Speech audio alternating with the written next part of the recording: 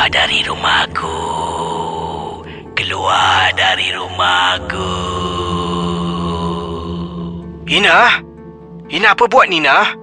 Siapa engkau Kenapa kau datang nak ganggu keluarga aku? Siapa engkau? Kau jangan tanya siapa aku. Kau tahu tak, yang kau datang ni, rumah ni, tempat aku. Keluarga kau yang kacau aku. Kenapa pula aku yang kacau keluarga kau? Kau jangan main-main Kau tak nak keluar, aku panggil ustaz Kau jangan main-main.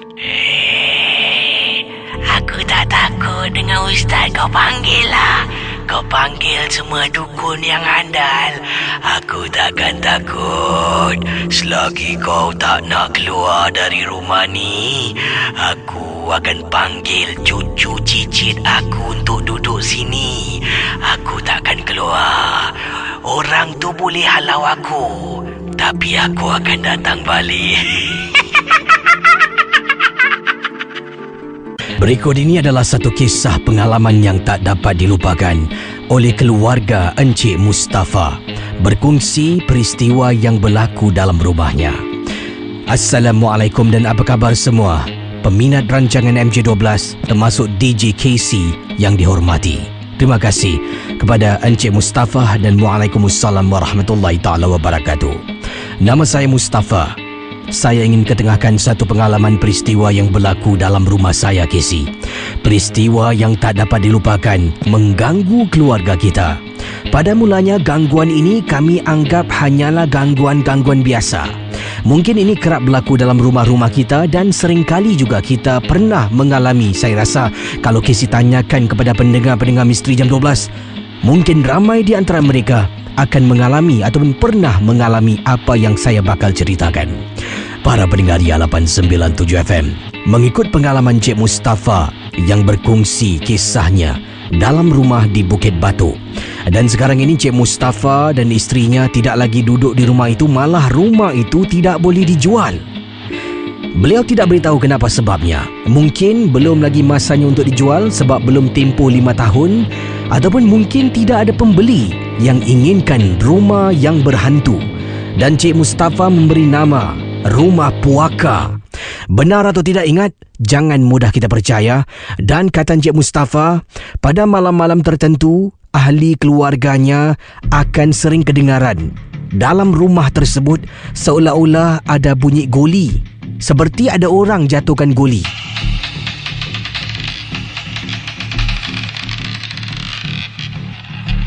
Tapi hairan, hakikatnya dalam rumah itu tidak seorang pun bermain dengan goli. Dan benda ini berterusan untuk berbulan-bulan sampaikan ia sudah menjadi satu perkara yang biasa mengikut penjelasan dari Encik Mustafa. Malah isteri, kedua anak perempuan saya, termasuk saya, dah jelak dengan bunyi goli. Selain dari itu, juga bunyi tapak kaki orang berlari. Kadang-kala Casey, tengah-tengah malam, waktu kita baru-baru pindah, dengar orang tarik meja, alihkan meja, kerusi dan sebagainya.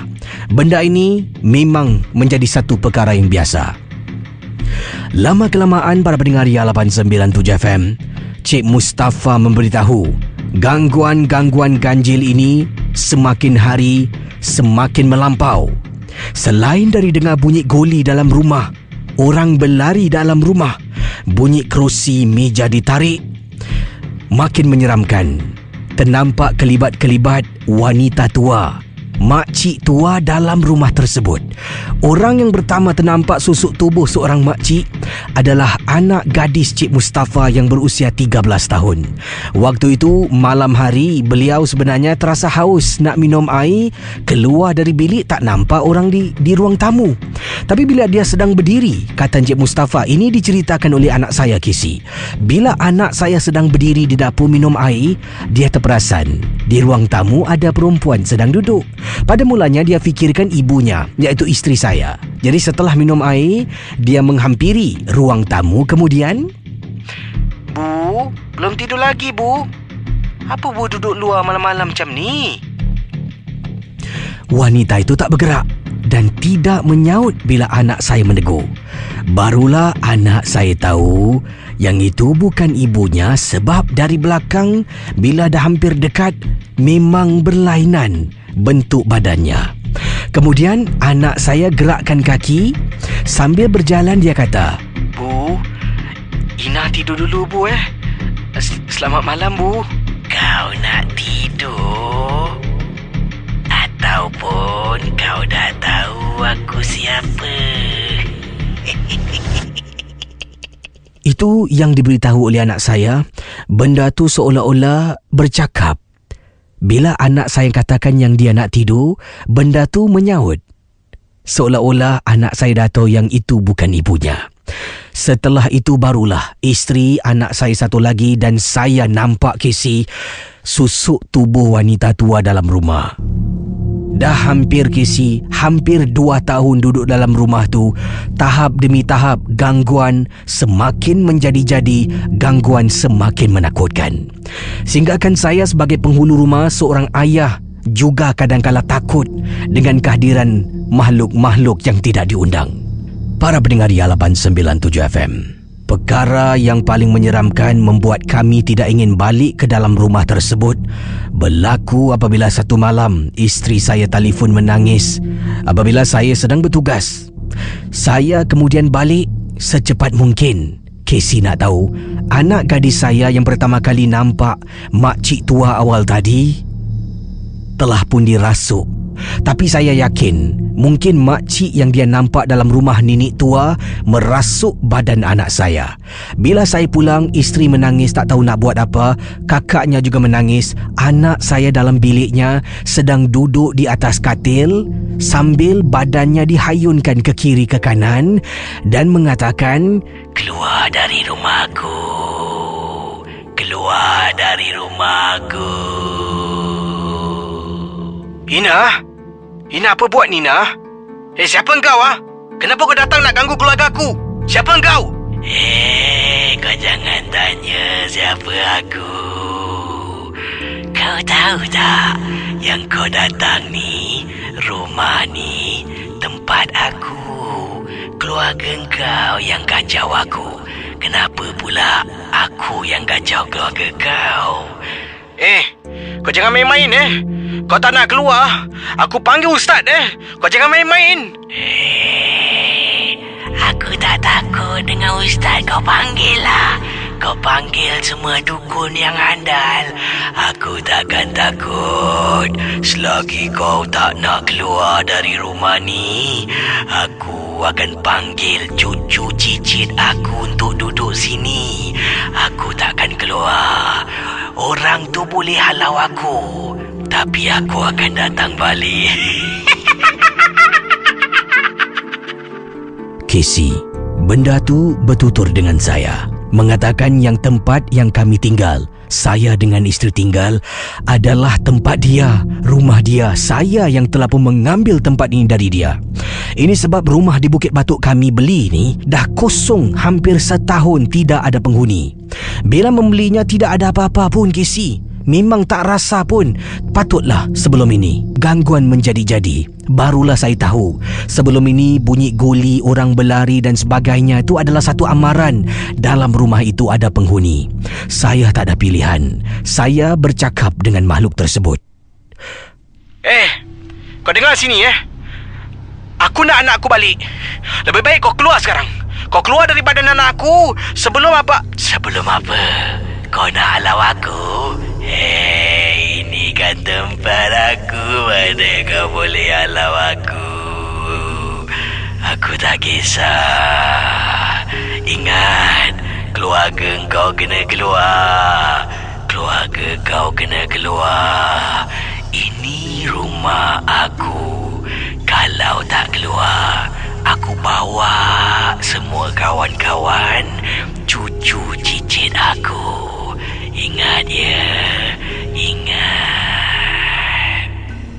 Sesaat wanita itu ataupun perempuan tua itu, Casey, habis berbual, anak saya tersedar, mula terbatuk-batuk.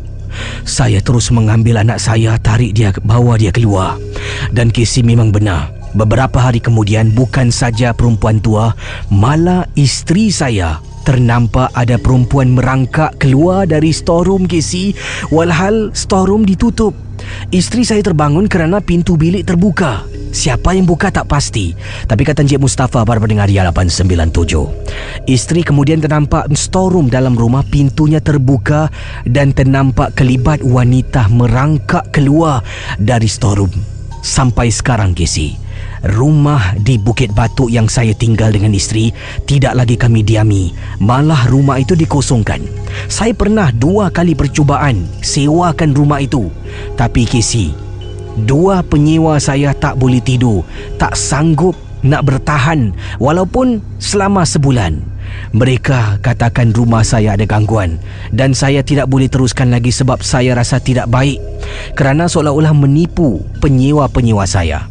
Sampai ke saat ini Casey, rumah saya itu dikosongkan dan hanya akan saya pulang dengan isteri dengan anak-anak untuk ambil pakaian. Sekarang ini saya duduk di rumah kakak ipar atas belas ihsan kakak ipar lah, dan beberapa pakar telah pun datang ke rumah untuk melihat menghalau benda tu akan pergi. Tapi setelah beberapa minggu, dia datang kembali mengganggu keluarga.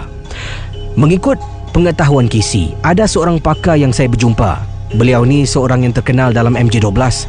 Dia kata dengan bantuan ini insya-Allah boleh dihalau, tetapi memakan masa yang lama.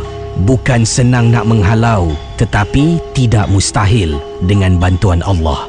Terima kasih dan selamat tengah malam Casey.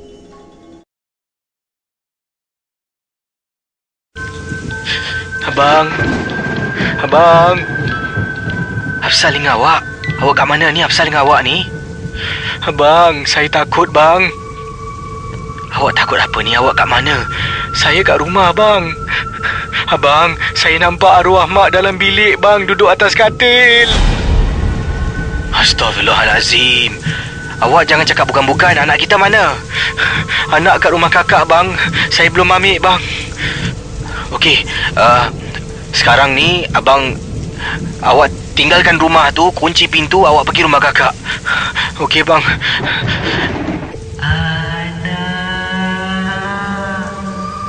mana cucu aku? Anak, mana cucu aku? Teman-teman Ria 897 FM, berjumpa kita sekali lagi dalam satu lagi episod Misteri Jam 12. Tetapi kali ini bukan di udara. Kali ini kita berjumpa di alam siber dengan kisah-kisah misteri yang akan saya ketengahkan. Kisah berikut ini saya terima kiriman email dari seorang pendengar bernama Suhaila. Suhaila adalah seorang ibu. Ibu yang mempunyai seorang anak yang berusia 6 tahun, anak perempuan. Suhaila tinggal bersama dengan suami, ibunya, anaknya di bawah satu bumbung. Kisah yang ingin diketengahkan, ibu Suhaila memang cukup rapat dengan anak berusia 6 tahun. Memang rapat ini kerana bila Suhaila dengan suami keluar bertugas, siapa yang ada di rumah untuk menengok ataupun menjaga anaknya? Pastinya ibulah yang akan menjaga anak. Dari situ, dari ketiadaan suami isteri inilah, dalam pengalaman yang dikirimkan oleh Suhaila, ibu semakin hari semakin rapat dengan cucunya, anak yang berusia 6 tahun. Bayangkan teman-teman Ria 897, apa yang berlaku dalam kisah ini diceritakan gangguan mula berlaku setelah ibunya meninggal dunia. Jadi bila Suhaila sebagai pekerja kontrak, yang bermaksud dalam kiriman ini, Casey, saya bekerja sebagai pekerja kontrak. Kalau ada job ataupun kalau ada tugas, barulah saya akan dipanggil untuk berkhidmat. Kalau tidak, saya akan duduk di rumah menjadi suri rumah sepenuh masa. Jadi apa yang berlaku setelah ibunya meninggal dunia? Lebih kurang 3 bulan setelah pemergian arwah ibunya, gangguan mula berlaku dalam rumah. Bila Suhaila bertugas, kadangkala bertugas pada waktu petang dan balik agak lewat malam, anaknya terpaksa dihantar ke rumah kakaknya untuk kakaknya menjaga. Jadi bila Suhaila bertugas, suami bertugas, anaknya berusia 6 tahun akan dihantar ke rumah kakaknya untuk dijaga. Bila pulang, kadangkala terlampau penat, Suhaila tak jemput anaknya ataupun tidak mengambil anaknya, malah keesokan pagi ataupun hari barulah Suhaila akan pergi ke rumah kakak untuk menjemput anaknya pulang ke rumah. Jadi bayangkan teman-teman pria, ibunya ketika masih hidup ada menyimpan beberapa barang. Antaranya barang-barang yang telah pun dibawa dari rumah kampung yang lama, diturunkan dari nenek diturunkan kepada ibunya yang disimpan, dibawa bersama, tinggal bersama dengan Suhaila. Dipendekkan cerita di sini, cuba anda bayangkan kisah yang ingin diketengahkan. Waktu itu kebetulan hari hujan selebat-lebatnya. Saya baru balik dari tempat tugas KC. Apabila saya pulang terlampau penat, dalam perjalanan saya telefon kakak yang saya tidak dapat menjemput anak saya pulang ke rumah. Jadi saya kata esok saya datang ambil boleh, sebab dari tempat tugas ke rumah kakak memang agak jauh. Jadi kakak pun kata bolehlah, lagipun anak saya waktu itu sedang nyenyak tidur. Setelah sampai di kolong blok rumah saya, mula rasa tak sedap hati KC. Seperti kita manusia biasa, macam ada benda yang tak kena. Saya pun menaiki lift untuk pulang ke rumah. Setibanya sampai di hadapan pintu rumah saya masuk memberi salam. Apa yang berlaku memang cukup menyeramkan. Bila ibu saya meninggal dunia, ibu saya KC ada meninggalkan satu barang kepunyaan dia. Dalam barang tersebut penuh dengan barang-barang kemas, dihadiahkan kepada cucu kesayangan. Saya sebagai seorang ibu harus jalankan amanah yang diberikan kepada anak saya. Amanahnya yang disampaikan adalah barang-barang kemas diserahkan kepada anak. Tapi anak saya masih muda, baru 6 tahun. Mana tahu tentang barang bas. Saya simpan barang itu dalam bilik saya, dalam almari saya. Suami pun tahu tentang perkara ini. Bila saya pulang ke rumah, buka saja pintu, beri salam, tutup pintu, rumah gelap. Saya masih belum buka lampu. Sedang saya tanggalkan sepatu di hadapan pintu rumah yang dah ditutup, saya dengar KC kotak musical box yang disimpan barang-barang kemas arwah ibu saya berbunyi.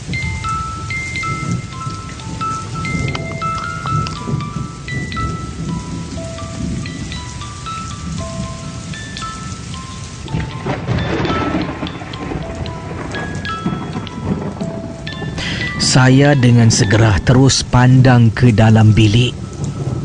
Bila pandang ke dalam bilik, tengok tak nampak orang. Saya terus buka lampu ruang tamu.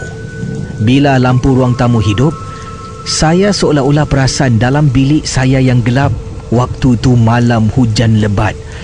Kilat, sabung menyabung, petih, dengah guruh, dengah semua KC. Saya terlihat di atas katil, seolah-olah ada seorang perempuan sedang duduk. Siapa pula perempuan ni? Saya tenung dan renung betul-betul. Astaghfirullahalazim KC. Saya rasa saya macam nampak susuk tubuh arwah ibu saya. Sambil bunyi musical box tak henti-henti yang menakutkan saya. Dengan segera, saya angkat telefon, terus telefon suami. Abang, Hafsal dengan awak. Awak kat mana ni? Hafsal dengan awak ni? Abang, saya takut bang. Awak takut apa ni? Awak kat mana? Saya kat rumah bang. Abang, saya nampak arwah mak dalam bilik bang, duduk atas katil. Astaghfirullahalazim. Awak jangan cakap bukan-bukan. Anak kita mana? Anak kat rumah kakak bang. Saya belum ambil bang. Okey, sekarang ni abang, awak tinggalkan rumah tu, kunci pintu, awak pergi rumah kakak. Okey bang. Setelah berbual dengan suami KC, saya matikan lampu. Sedang saya pakai sepatu dalam keadaan rumah yang gelap gelita. Baru nak buka pintu, KC, saya dengar suara. Percaya ataupun tidak KC, Awal tadi seperti saya lihat arwah susuk tubuh arwah ibu saya. Kemudian saya dengar suara sayu. Anak, mana cucu aku? Anak, mana cucu aku? Teman-teman Ria 897. Suhana mengatakan, beliau dengan segera tak toleh ke belakang buka pintu ketap mangga tapi tidak tutup pintu kayu kerana ketakutan. Bila saat Ana ataupun Suhana sedang berdiri di hadapan pintu rumahnya, dari dalam rumah tu memang tak ada orang ketuk Casey. Beberapa kali membuat saya takut, tak berani nak kunci pintu, hanya ketap pintu besi dengan mangga. Saya terus tinggalkan rumah saya, pergi ke rumah kakak. Sejak hari itu Casey, barang-barang kemas ibu saya tinggalkan bersama dengan kakak. Kakak saya menjaganya, dan kotak musical box yang diberikan kepada ibu saya dan anak saya memang gemar bermain dengan kotak itu, mendengar muzik kotak tersebut. Kadang-kala dia tanya, dan bila dia masa lapang dia akan duduk main dengan benda itu. Telah pun saya buang kotak tersebut. Anak sering kerap kali bertanya. Saya katakan kotak tu hilang entah ke mana. Itulah pengalaman saya. Terima kasih Casey kerana sudi berkongsi dalam rancangan Misteri Jam 12. Para pendengar, itulah kisah dapat saya hadiahkan kepada anda di alam siber. Semoga kita berjumpa sekali lagi dalam MJ12. Abang, buka pintu. Abang, buka pintu.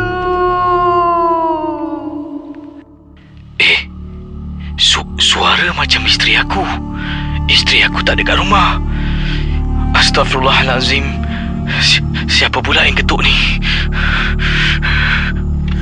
Teman-teman Ria 897 FM, saya akan teruskan kisah berikut ini di alam siber dalam episod Misteri Jam 12 bersama dengan saya DJ Casey. Terima kasih kerana menggembar rancangan ini. Terima kasih kerana menjadi pendengar setia. Inilah yang terdaya untuk mengubati rindu anda. Kisah yang ingin saya ceritakan ini adalah satu pengalaman peristiwa yang dialami kalau tadi seorang ibu, kali ini pula seorang suami. Seorang suami bercerita berkongsi. Nama beliau Encik Farihin yang ketengahkan peristiwa pengalaman. Dan kisah yang dialami oleh Farihin ini, inilah kisahnya. Ketika isteri bercuti bersama dengan kakak ipar pergi ke luar negeri. Cik Farihin dengan isteri baru saja berumah tangga lebih kurang 2 tahun, tidak mempunyai cahaya mata. Beliau duduk di rumah 5 bilik, hanya suami isteri saja. Jadi bila isteri ada masa lapang, isteri akan keluar dengan teman-teman, dengan Cik Farihin, dengan kakak iparnya, dan memang rapat dengan kakak ipar dalam kiriman email yang diceritakan oleh Farihin.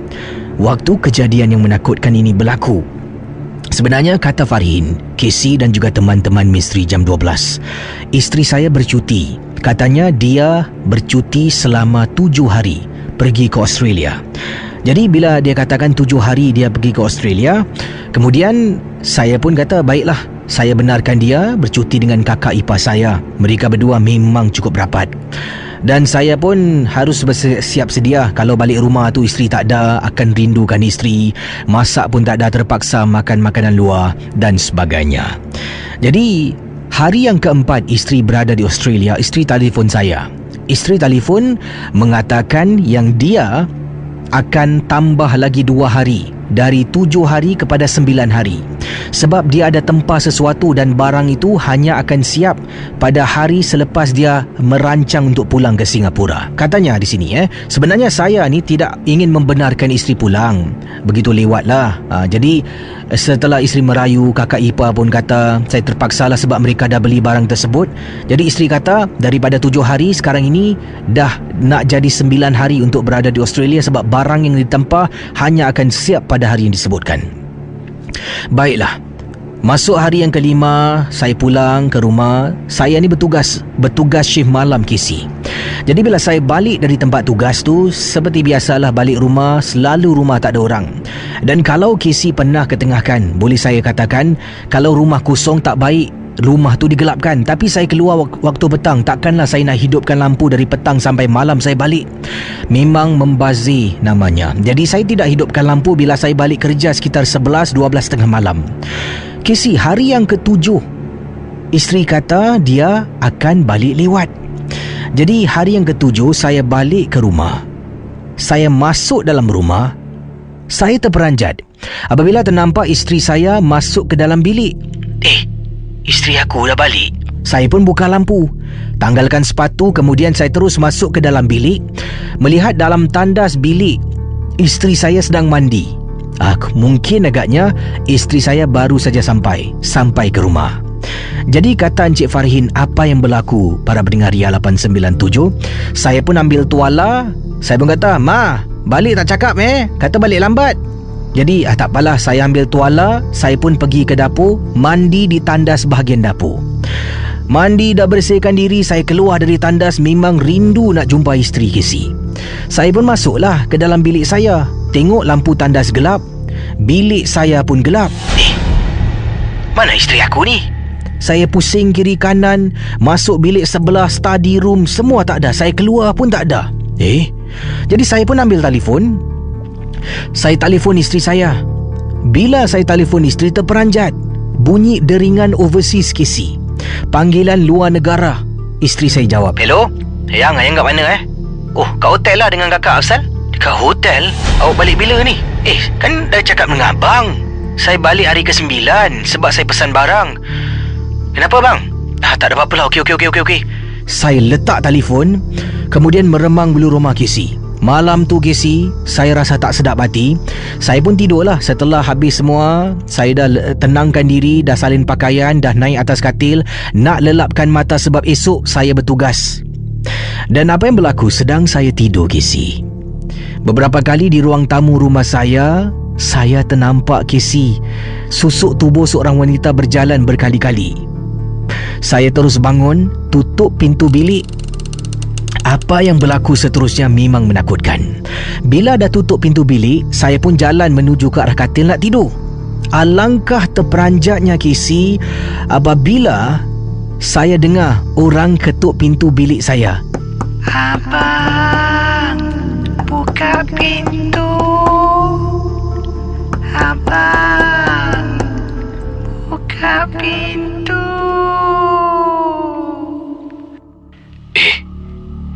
Suara macam isteri aku. Isteri aku tak ada kat rumah. Astaghfirullahalazim. Siapa pula yang ketuk ni?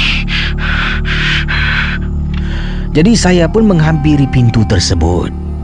Bila saya menjenguk dari bawah lubang pintu kan bawah ada gap, kata Encik Farihin, "KC, bila saya teropong dekat bawah, benda tu pun sedang teropong tengok saya balik.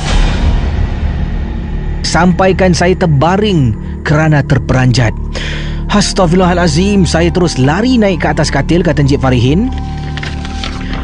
Kemudian sepanjang malam istighfar, baca Al-Quran, tenangkan diri, buka lampu sampailah saya mengantuk tertidur. Dan pengalaman ini, kisah yang seram ini, satu-satunya kisah seram dalam hidup saya. Tidak saya beritahu isteri tentang apa sebenarnya yang berlaku. Para pendengar Ria 897, mengikut kata Farin dalam kiriman email, saya ada bertanya kepada seorang pakar yang datang ke rumah saya sebelum isteri saya pulang. Bila pakar itu datang, pakar itu mengatakan benda yang mengganggu rumah adalah sebenarnya makhluk dari luar. Apabila rumah saya kosong, untuk beberapa hari saya tidak pulang kerana tugas. Sebab itulah dia datang menginap ke dalam rumah. Dan dia tanya pada saya, berapa kerap saya mengaji. Saya terdiam. Rumah yang kosong daripada surah-surah Al-Quran, rumah itulah yang akan dipilih oleh makhluk jin. Saya hanya rasa sedih kerana saya tidak melakukan yang sebaiknya untuk saya dan keluarga. Terima kasih KC dari peminat pendengar rancangan MJ12 Farihin.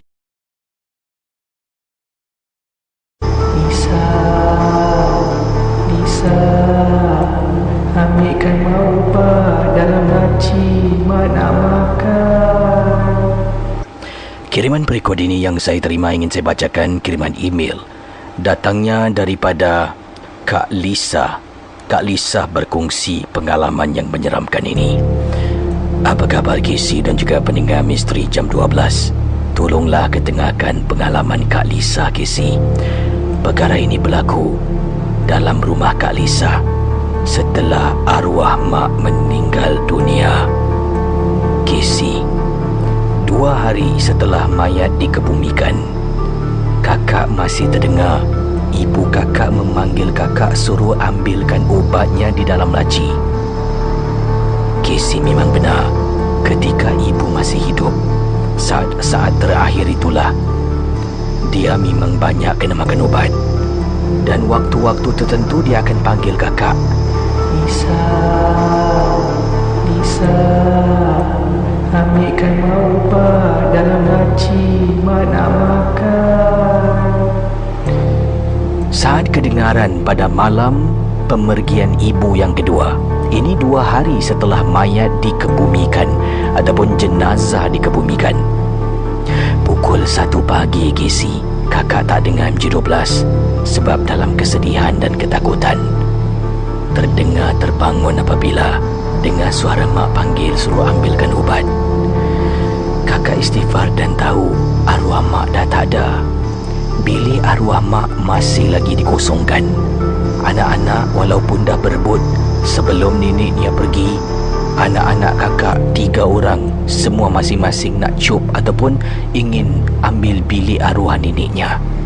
Tapi entahlah, dah masuk 2 hari, kata Kak Lisa, neneknya meninggal dunia. Bila kakak tanya siapa nak duduk bilik nenek, kemudian dia tunjuk dia tunjuk dia. Seolah-olah masing-masing semua takut nak tinggal dalam bilik neneknya. Akhirnya, kata Kak Lisa, pada malam yang kelima, barulah kakak tahu kenapa anak-anak kakak semua tak nak tidur dalam bilik arwah neneknya. Bila kakak terjaga malam, waktu itu 3 pagi, Casey, kakak keluar dari bilik, berjalan ke ruang tamu. Sebenarnya niat nak ke dapur. Apabila kakak terdengar pintu bilik arwah neneknya seolah-olah ada orang masuk dan tutup. Dalam hati dia kata, amboi, semalam 2 hari lepas suruh tidur semua takut. Siapa pula yang tidur dalam bilik nenek dia? Jadi niat kakak ni nak buka pintu bilik nenek ataupun arwah ibu kakak. Sebenarnya nak tengok anak bujang mana yang rebut bilik tersebut. Apabila kakak buka pintu, tengok dalam bilik atas katil, Casey, ternampak ada orang baring tapi tutup selimut. Siapa pula yang baring dalam bilik ni? Tak apalah, tak nak ganggu. Memandangkan dia dah tidur, kata Kak Lisa bila buka pintu bilik arwah ibunya. Bayangkan para pendengar, ternampak ada susuk tubuh baring di atas katil sambil berselimut satu badan. Kak Lisa nak menegur, sebenarnya nak tahu anak yang mana yang cup ataupun dapat bilik ini. Oleh kerana dia dah tidur, Kak Lisa batalkan niat dan terus ke dapur. Keesokan harinya, bila ada anak-anak yang nak ke sekolah, sedang siap-siapkan sarapan, Kak Lisa pun bertanya, semalam siapa tidur bilik ini? Kemain lagi 2 hari lepas, ibu suruh tidur, semua takut. Siapa tidur? Anak Kak Lisa saling berpandangan. Dia tengok dia tengok dia. Ma, tak ada orang, Ma, kita semua satu bilik. Casey, kakak katanya di sini terus tengok anak kakak. Korang jangan main-main Siapa semalam tidur bilik ni cakap dengan Mama? Betul, Ma, tak ada, Ma. Kita semua tidur satu bilik, Ma. Casey, semalam betul, Casey. Sumpah kakak nampak seolah-olah atas katil ada orang baring berselimut dalam keadaan yang gelap. Bila anak katakan yang itu bukan mereka, kakak terperanjat. Kemudian anak kakak yang tengah, Ma, Sebenarnya abang pun pernah nampak, Mak. Ada orang baring dalam bilik Dini. Sebab tu kita tak nak tinggal situ, Mak. Casey, sekarang ini kakak sedang mendapatkan bantuan seorang pakar untuk melihat bilik tersebut. Kalau benar-benar ada gangguan, terpaksalah disima dan barang-barang arwah terpaksalah dibuang. Setakat ini, bilik si arwah sama macam hari yang dia meninggal. Tidak tersentuh pun apa barang-barang yang lain. Terima kasih dan selamat tengah malam dari Kak Lisa yang menetap di kawasan Bukit Batu. Berikut akan saya bacakan pengalaman dari seorang pendengar seberang tambak dari Johor. Nama beliau Azza. Azza berkongsi pengalaman. Katanya di sini, bila saya kirimkan email ini kepada Kisi, berlinangan air mata mengingat kembali atas satu masalah dan juga sejarah dalam hidup saya dan keluarga. Malah sekarang ini saya tidak akan ampunkan abah saya yang telah pun melakukan sesuatu yang membuat saya marah dan tak boleh memaafkannya. Apa yang telah abah saya lakukan? Inilah kisahnya. Abah saya mempunyai banyak hutang. Sejak saya kecil bersama dengan adik saya, hutang keliling pinggang. Berjudi sini sana, tidak ingat keluarga, tidak ingat nak kerja. Ibu saya lah yang bertungkus lumus mencari rezeki. Kadang-kala saya, kalau waktu-waktu tak sekolah, semasa saya kecil, akan tolong ibu bangun pukul 4 pagi Kisi untuk goreng kuih muih untuk dijual di warung-warung berdekatan dengan rumah. Kembali kepada perangai abah saya. Yang dia tahu, balik rumah minta duit pada ibu. Kadang-kala ibu harus sorokkan duit, dan sorokkan duit di tempat-tempat yang berbeza. Yang tempat-tempat ayah tak akan cari. Kadang-kala tempat beras Kisi, korek beras tu, dalam beras tu lah tempat beras tu ibu simpan duit dan sebagainya. Sampaikan pada satu hari, adik saya Kisi, seorang lelaki, adik lelaki saya, telah pun dilakukan sesuatu oleh abah saya. Abah saya sebenarnya telah pun buat perjanjian dengan makhluk jin. Ajaran yang tak harus kita ikuti. Bila hutang dah terlampau banyak, jalan yang pisonglah yang dipilih. Abah telah pun berkenalan dengan seorang sahabat yang telah pun memperkenalkan seorang dukun dekat kampung bukan kampung saya. Dipendekkan cerita, abah saya mempunyai kekayaan buat seketika. Tapi Kisi, kekayaan itu harus dibalas dengan hidup dan nyawa. Kisi nak tahu tak? Adik lelaki saya waktu itu telah pun dikahwinkan dengan jin betina. Mungkin apa yang saya katakan boleh buat orang ketawa, tersenyum. Tapi saya, seorang kakak yang melihat keadaan adik saya, memang cukup menyedihkan. Adik saya yang boleh bercakap, yang boleh melihat, yang boleh ketawa, yang ada sifat sedih ceria macam manusia biasa. Sekarang ini kalau Kisi datang ke rumah saya, kata Azza, adik saya hanya berdiam diri macam orang tak betul. Sayalah yang menjaganya, Kisi. Inilah kerana abah saya langgar pantang. Adik saya dikahwinkan dengan makhluk jin dan adalah pantang-pantang yang saya tak boleh sebutkan kerana sensitiviti Kisi. Kata Azza, bila dapat tahu adik saya dikahwinkan dengan jin betina atas nafsu abah saya yang ingin kekayaan membayar hutangnya dengan seorang dukun, saya menjadi marah. Malah, saya bertekad untuk kerja dan sekolah lebih tekun membantu ibu saya. Setelah saya tamat sekolah, saya mula bertugas, kumpul duit, beli sebuah rumah. Saya ajak ibu dan adik saya tinggal bersama dengan saya. Waktu tu, ayah saya dah kena tangkap, masuk lokap. Dah pun berpisah dengan ibu saya. Tapi hairan, dengar-dengar kabar, kata Azza, ayah saya dah keluar dari penjara. Sekarang mencari kami sekeluarga. Ibu masih sayangkan ayah walaupun dah berpisah. Tapi saya tidak akan maafkan abah saya, kata Azza. abah sayalah yang membuat adik lelaki saya sekarang ini. Tidak betul. Seringkali duduk berdiam diri dalam keadaan ketakutan. Bayangkan tegamak seorang abah ataupun seorang ayah menzalimi anaknya sendiri. Terima kasih, Kisi. Selamat tengah malam. Dari pendengar Johor, Azhar. Terima kasih dari pendengar kita bernama Azhar yang berkongsi sekarang ini hidup dengan ibunya, dan saya rasa Azhar adalah seorang anak yang bertanggungjawab. Bagus. Sekolah masih tidak diabaikan. Waktu itulah sekolah sampai dah tamat. Dia tak beritahu sampai tamat peringkat manalah, tapi katanya sampai saya tamat sekolah, mula bekerja, dan sedikit hari demi hari dia kumpul duit untuk beli sebuah rumah, kemudian ajak tinggal ibu bersama dengan dia. Sebab dia tahu satu hari nanti bila abahnya keluar dari penjara akan mencari keluarga. Dan memang sah. Kabar-kabar angin mengatakan abah kepada Azhar ni mencari mereka sekeluarga. Dan sampai sekarang takkan maafkan abahnya. Bagaimana para pendengar Misteri Jam 12? Adakah anda rasa Azhar patut maafkan abahnya? Sedangkan kita manusia tidak lari dari kesilapan. Ataupun tidak seharusnya memaafkan abahnya. Buat bodoh sudah, Kisi. Kerana dah terlampau keterlaluan lah. Sehingga akan menyebabkan adiknya yang macam biasalah, macam manusia biasa. Tak ada cacat celahnya. Boleh bercakap, ketawa, macam kakaknya juga. Tapi oleh kerana perbuatan abahnya berjanji dengan syaitan, membuat adiknya sekarang dah tak betul. Dah tak bercakap, berdiam diri, seringkali rasa takut dan sebagainya. Bagaimana? Apakah pendapat pandangan anda? Fikir sebelum anda berkata.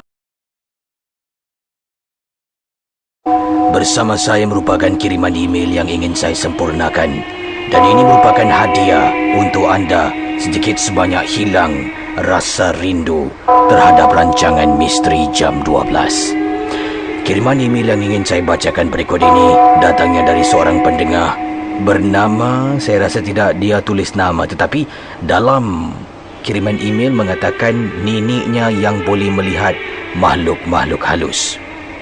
Assalamualaikum, Kisi, dan selamat tengah malam. Nama saya Fadilah. Kisah yang saya ingin kongsi bersama Kisi dan pendengar-pendengar Misteri Jam 12 pada tengah malam ini ialah mengenai nenek saya. Saya ada banyak cerita yang ingin saya ketengahkan, tetapi untuk hari ini saya ingin bercerita tentang nenek saya. Nenek saya mempunyai anugerah dari Allah.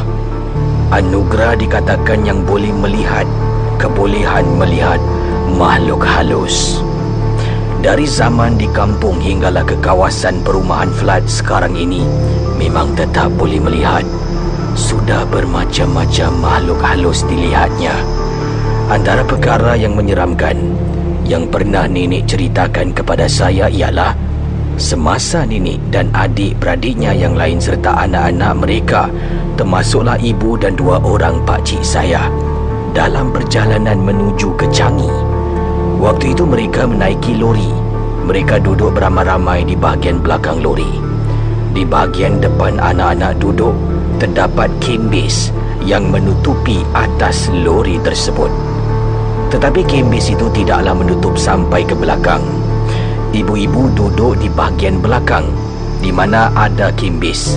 Semasa dalam perjalanan sudah hampir waktu maghrib, dalam perjalanan nak ke pantai Changi, pada 3 pengalaman yang menyeramkan ini berlaku yang dialami oleh nenek saya. Dalam mereka sedang seronok bercerita, tiba-tiba nenek dan adik-beradiknya mendengar suara orang mengilai. Bila mereka pandang ke belakang, mereka melihat seolah-olah ada susuk tubuh. Kelihatan seperti makhluk Cik Pon ataupun kakak cantik yang lebih dikenali sebagai Pontianak terbang.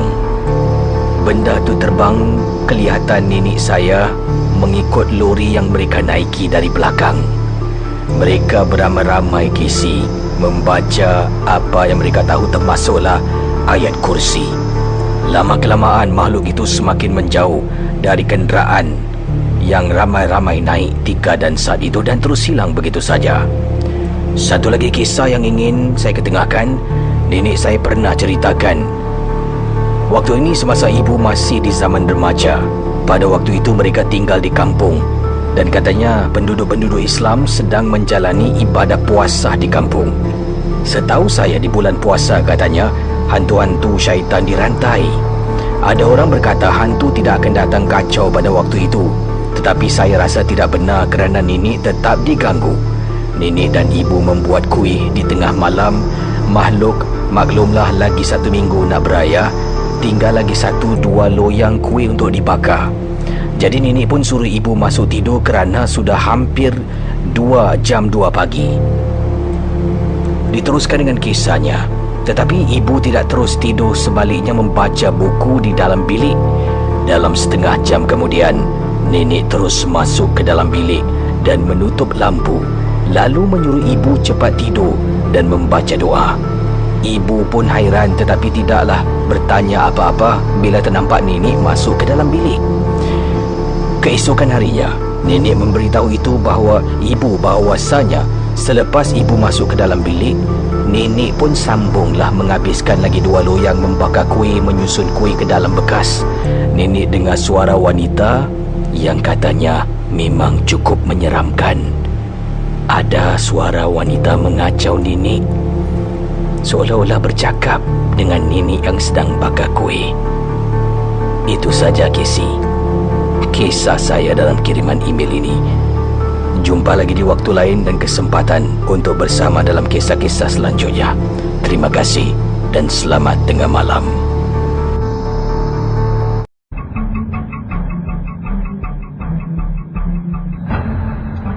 Teman Ria 897, ini adalah kiriman email yang saya terima daripada Encik Husin. Encik Husin berkongsi pengalaman. Kata beliau, Casey, saya adalah seorang tukang ubat. Boleh saya katakan diri saya adalah seorang pakar perubatan berkaitan dengan benda-benda halus. Saya dah berkecimpung dalam bidang ini dah lama. Bermula saya di Indonesia sebagai seorang murid.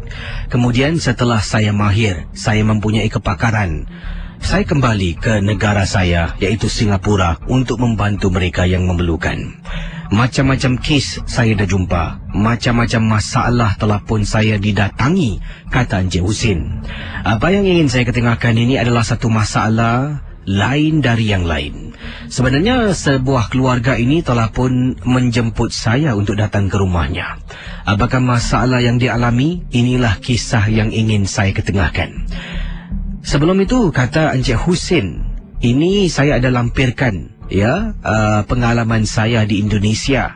Kalau Casey nak tahu, jadi saya akan cuba lihatlah apakah pengalaman, sebab ada beberapa muka surat beliau kirimkan.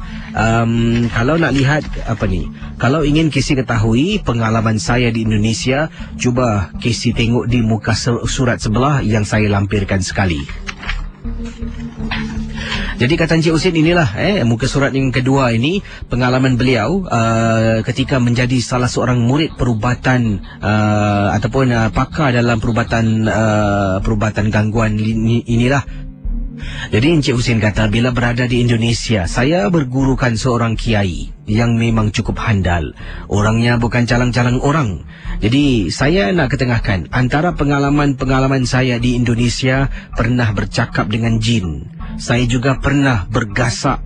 Malah bergasak tu Casey bukan dikatakan secara fizikal, tetapi secara mental. Memang sakit di dada sekali kena tumbuk, boleh pingsan kalau salah bawa. Saya juga pernah berdepan dengan gangguan-gangguan seperti kena rasuk, kena sampuk, tu dah menjadi satu perkara yang biasa. Saya juga pernah bertapa dan diganggu ketika saya berada di tanah perkuburan, rumah kosong dan juga di dalam gua. Dan saya juga pernahlah membantu guru saya, Pak Kiai Ahmad, katanya di sini di Indonesia, dengan gangguan-gangguan sihir di perkampungan ...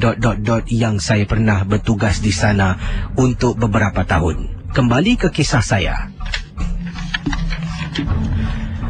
Kata Encik Husin, saya telah pun didatangi ataupun masalah ini telah pun didatangi pada saya.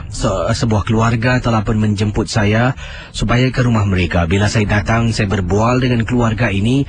Mereka ada satu masalah. Masalahnya apa? Masalahnya dalam rumah ini, arwah ibunya walaupun dah meninggal dunia, seringkali kelihatan, kata Encik Husin. Kelihatan. Casey, yang menakutkan, arwah ibunya kelihatan dalam rumah yang sama.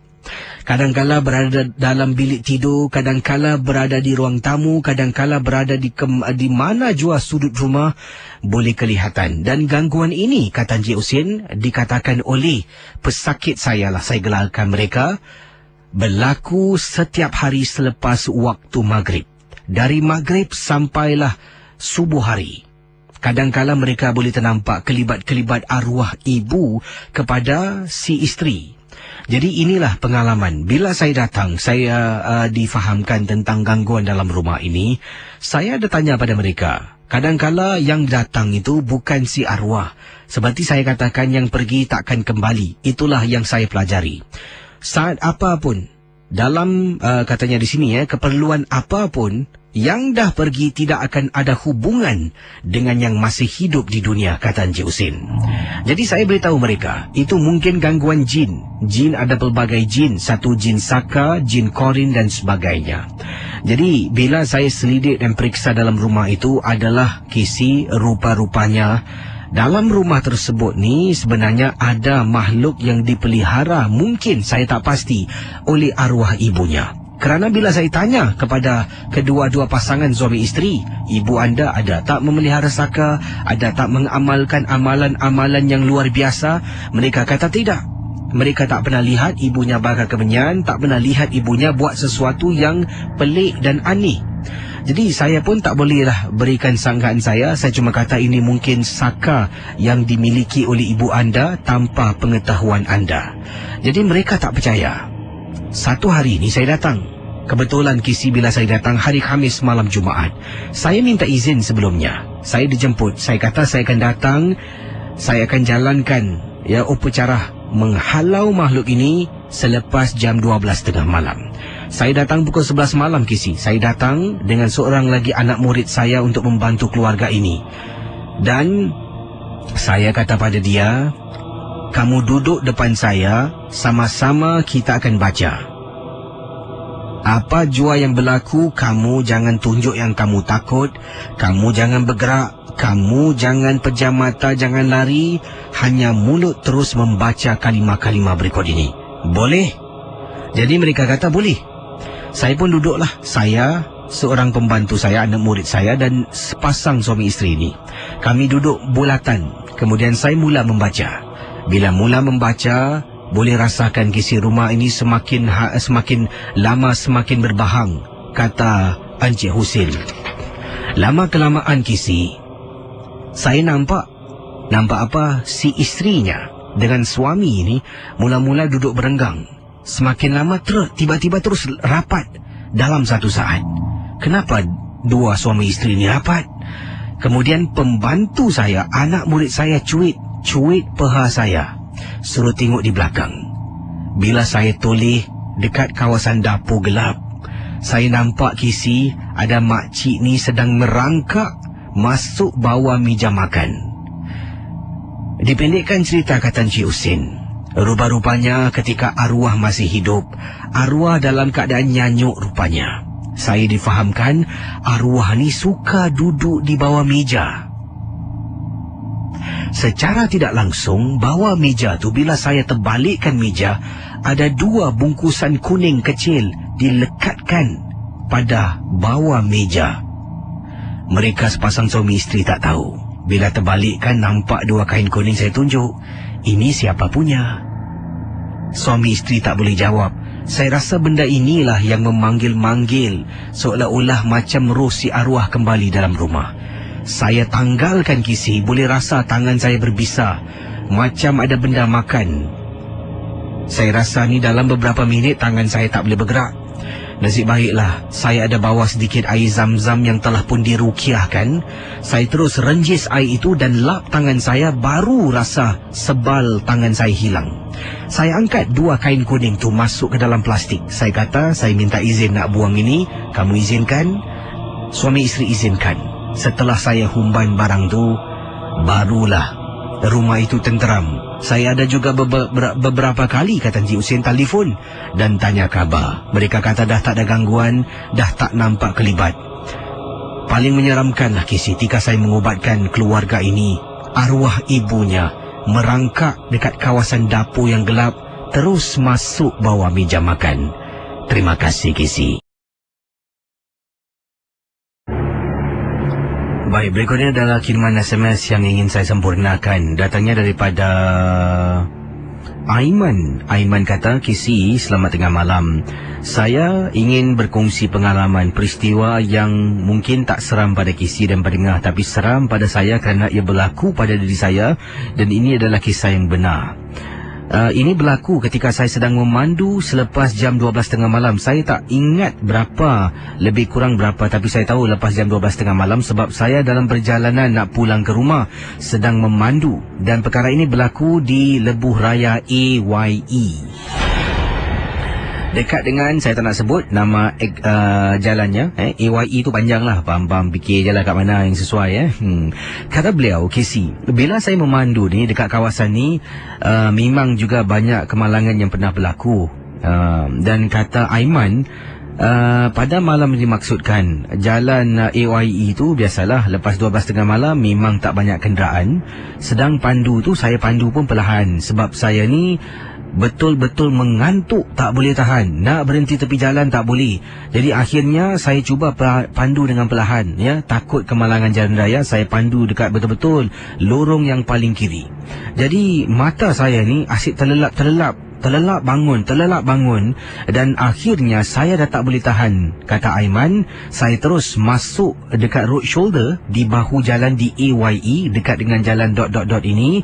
Saya hentikan kenderaan saya dengan enjin saya masih hidup. Saya tekan hazard light. Saya lelapkan mata seketika sebab dah tak boleh tahan mengantuk, takut kemalangan jalan raya.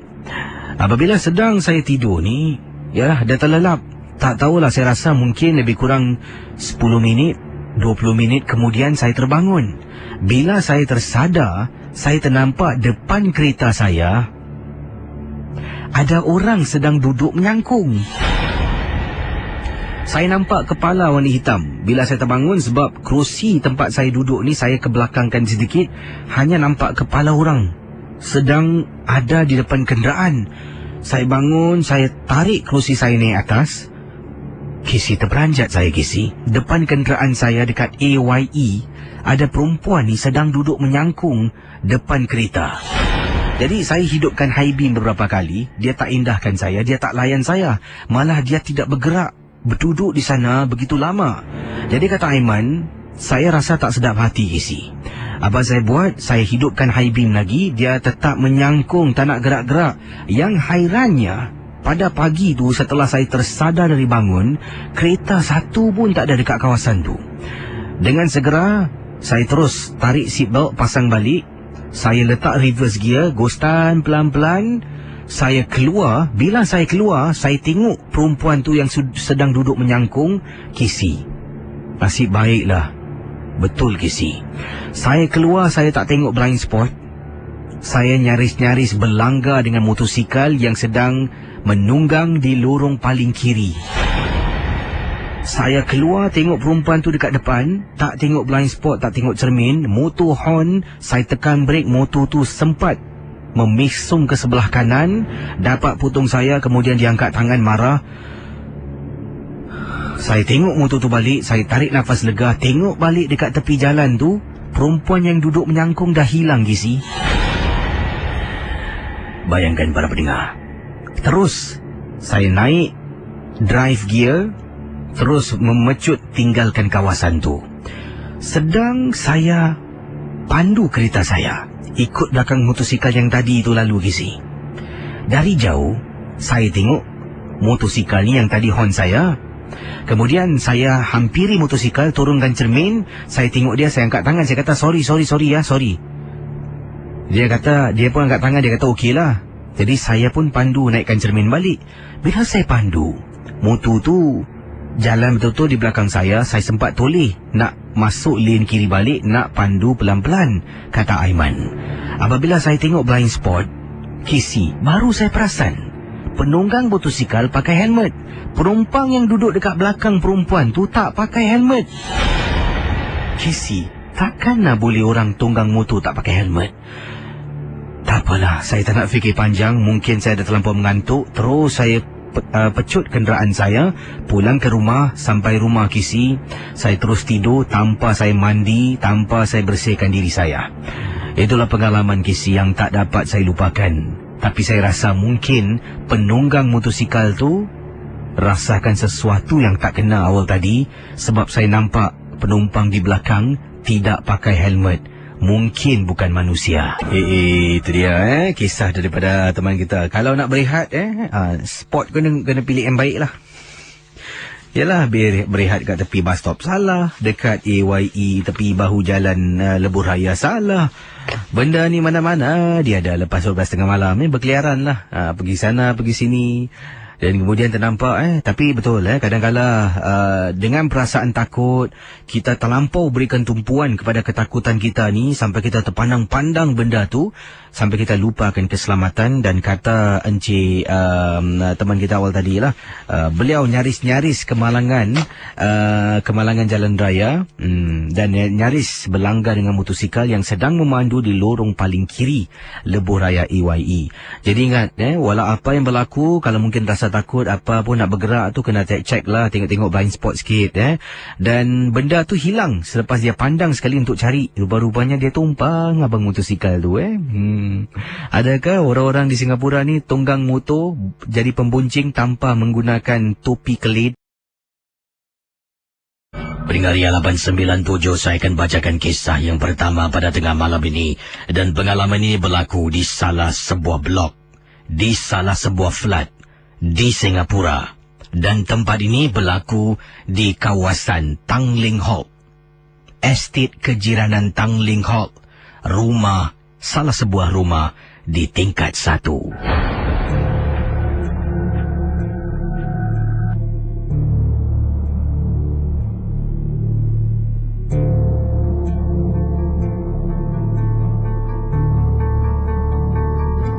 Apa kabar pendengar Misteri Jam 12? Nama saya Salina. Saya ingin berkongsi satu peristiwa yang berlaku dan menakutkan saya.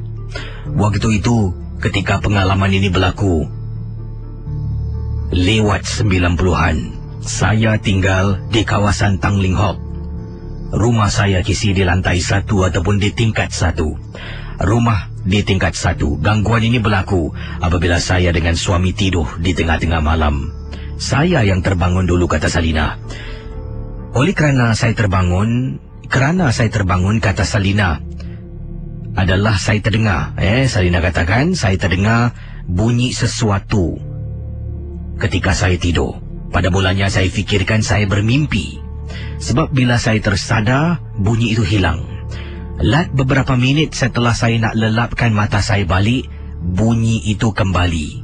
Kisi, bunyi yang saya dengar datangnya daripada luar tingkap rumah saya. Kisi, waktu itu malam yang dimaksudkan hujan. Hujan selebat-lebatnya ketika itu.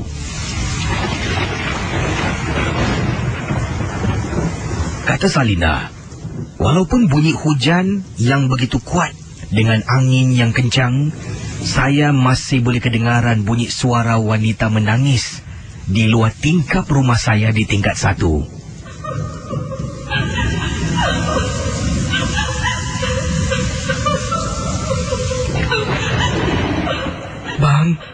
Bang, bangun bang. Bang, apalah awak ni, kejut saya pagi-pagi ni. Awak nak apa ni? Abang dengar tak bunyi benda? Bunyi apa? Awak tidurlah, saya kerja pagi ni. Saya cuba kejutkan suami, tetapi suami saya pada kali pertama saya kejut malam tersebut tidak indahkan perasaan takut saya. Malah suami hanya menyuruh saya lelapkan mata. Saya tak boleh tidur Kisi, sebab telinga ini masih mendengar bunyi tangisan wanita. Oleh kerana saya nak tenangkan diri, saya ni tidur di sebelah tingkap, bawah tingkap katil, dan saya di sanalah.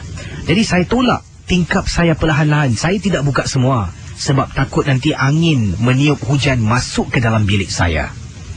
Jadi para pendengar Ria 897, apabila saya tolak perlahan-lahan, makin kedengaran suara wanita menangis.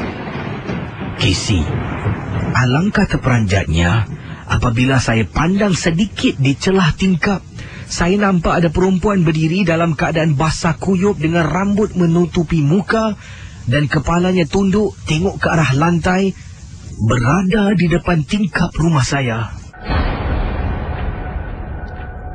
Dengan segera, saya tutup balik tingkap ketakutan Casey. Abang, bangun bang.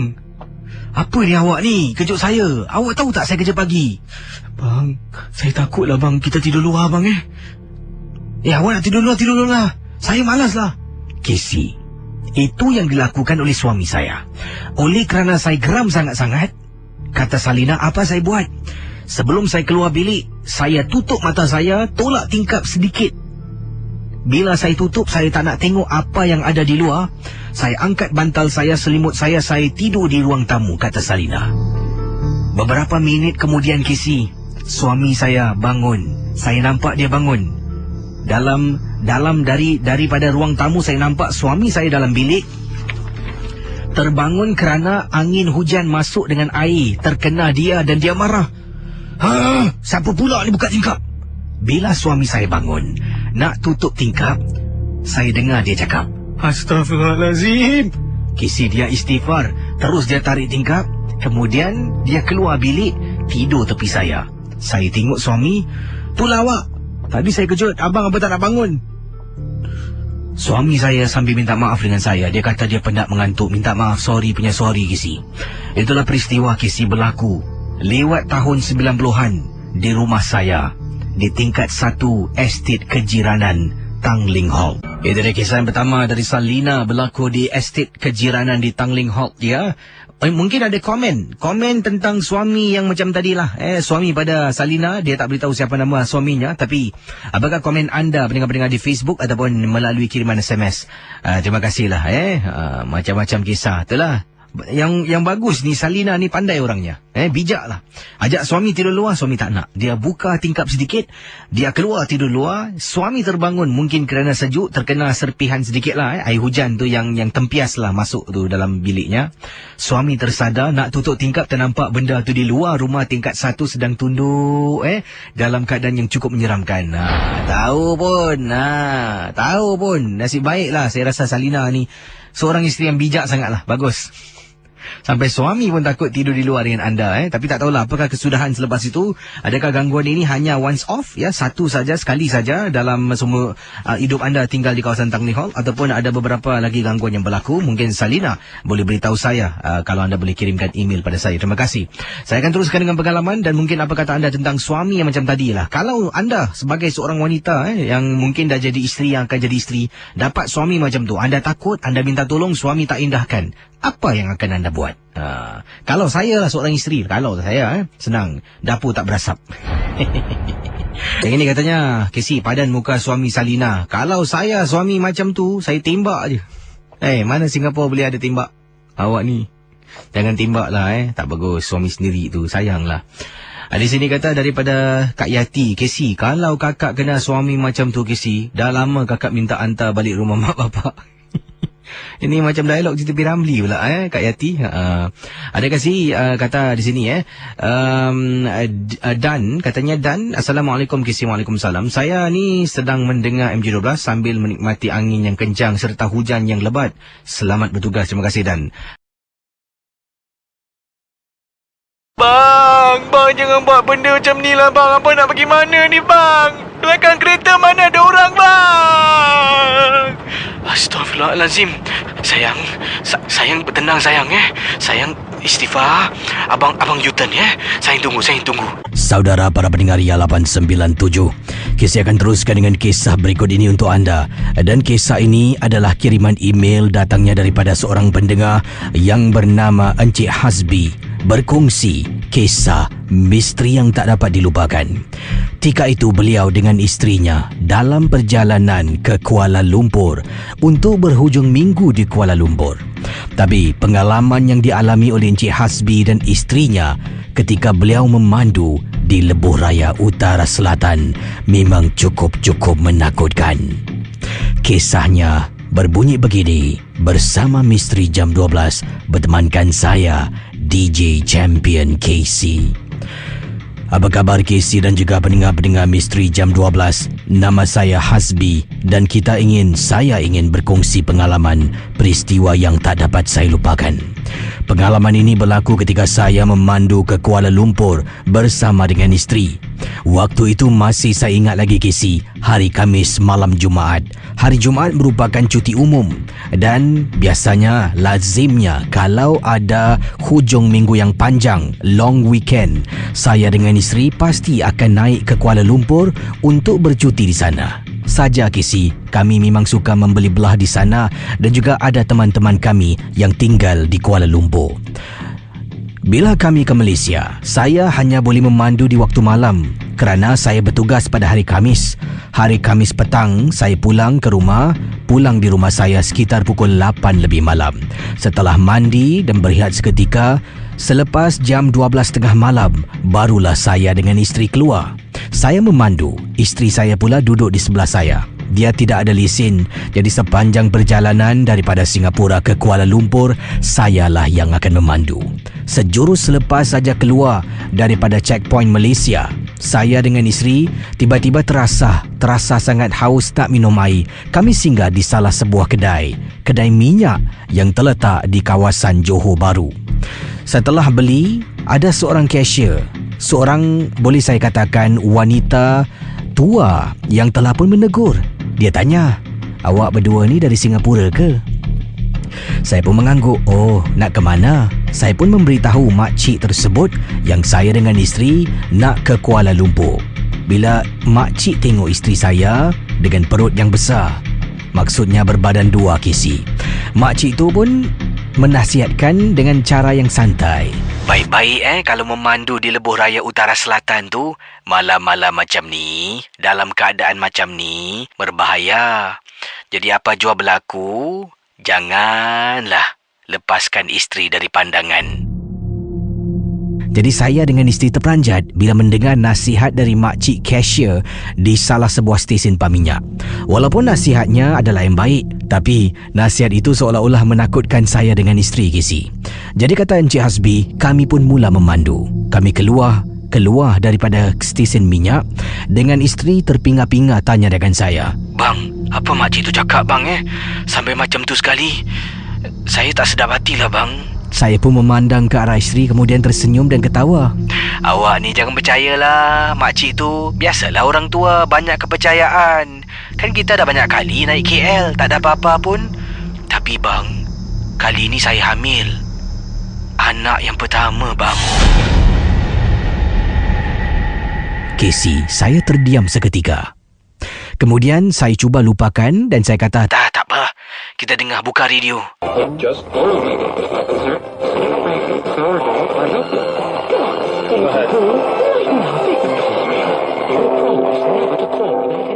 Kita tenang fikiran Kita kan nak selamat sampai sana nanti kita shopping, okey? Isteri tersenyum dan saya suruh isteri saya tidur. Masuk saja lebuh raya utara selatan, cuaca mula nampak tidak begitu baik. Jadi KC, hujan renyai-renyai, semakin jauh perjalanan semakin lebat hujan. Jadi bila dah masuk lebih jauh, lebih kurang dah masuk dalam, katanya di sini 20 hingga 30 km jaraknya dari Johor di lebuh raya utara selatan, hujan mulai turun dengan lebatnya.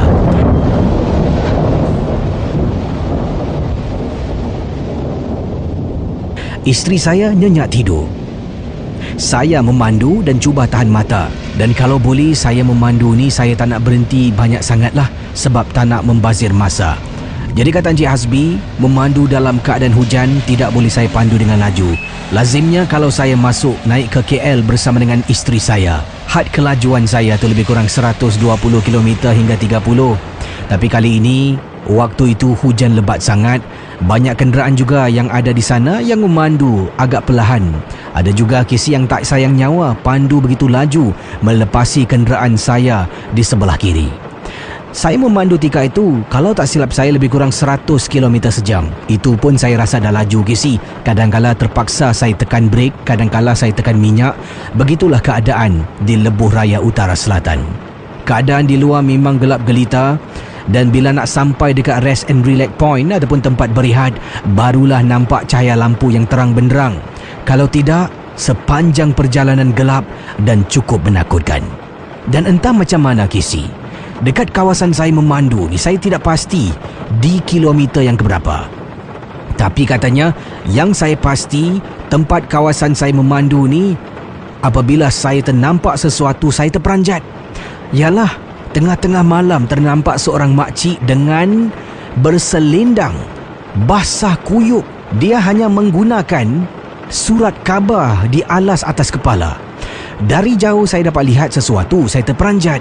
Semakin dekat saya perlahankan kenderaan. Astaghfirullah Casey, kesian sungguh melihat makcik tersebut. Isteri saya sedang tidur, jadi saya berhentikan kenderaan. Kata Encik Azbi, saya tidak berfikir panjang. Saya turunkan sedikit cermin. Cik, Cik, Cik. Makcik tu berhenti. Makcik hujan ni. Masuk kereta saya. Makcik nak pergi mana? Saya hantar kejap. Mari masuk. Jadi makcik tu pun campak surat khabarnya ke tepi, pergi ke tempat duduk belakang. Kemudian dia duduk betul-betul belakang isteri. Isteri saya sedang baringkan kerusinya, tapi tidak ke belakang sangat lagi sih. Makcik tu duduk dan isteri saya sedang terbaring. Kemudian saya memandu, sambil tu saya berbual dengan makcik yang menumpang kenderaan. Saya tanya, makcik nak ke mana?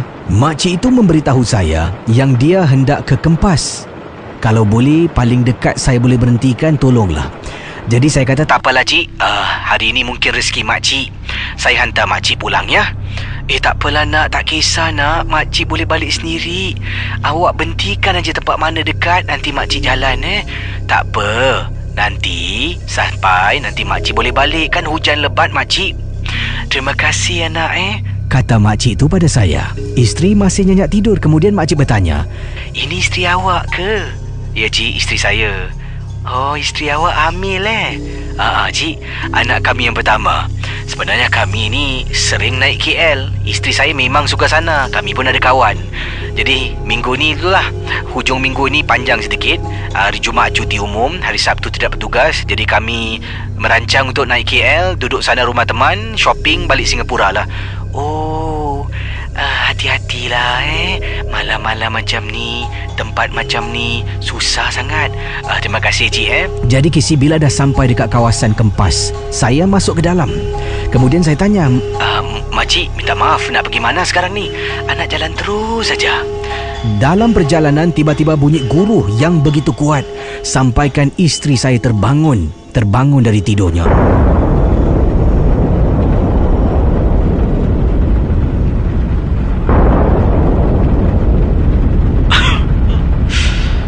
Abang, kita kat mana ni bang?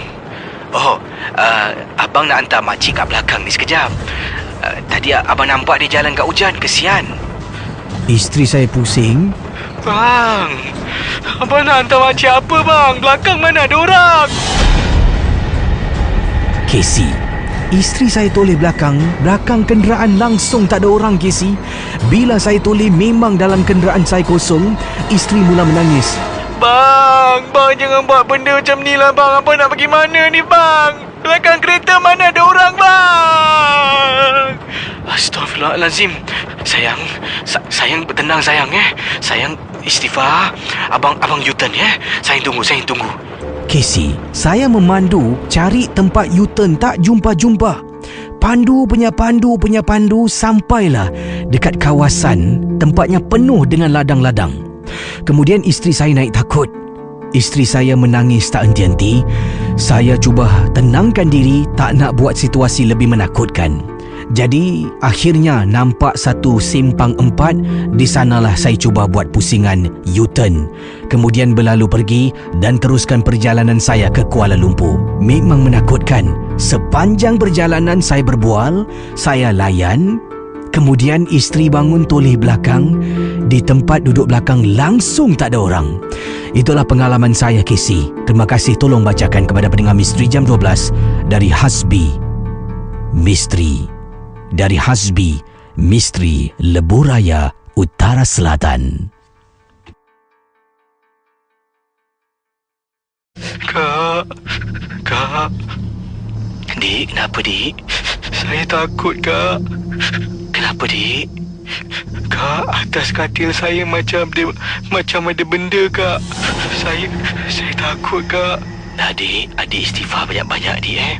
Adik jangan layan, Kak, macam mana, Kak? Saya takut dekat belakang saya, Kak, kat atas katil. Kisah yang ingin diceritakan bukanlah pengalaman saya, tetapi dari peristiwa pengalaman adik saya yang masih lagi dialami hingga ke saat ini. Adik saya dah berumah tangga, Kisi, tetapi perkahwinannya tidak direstui oleh mak mentua.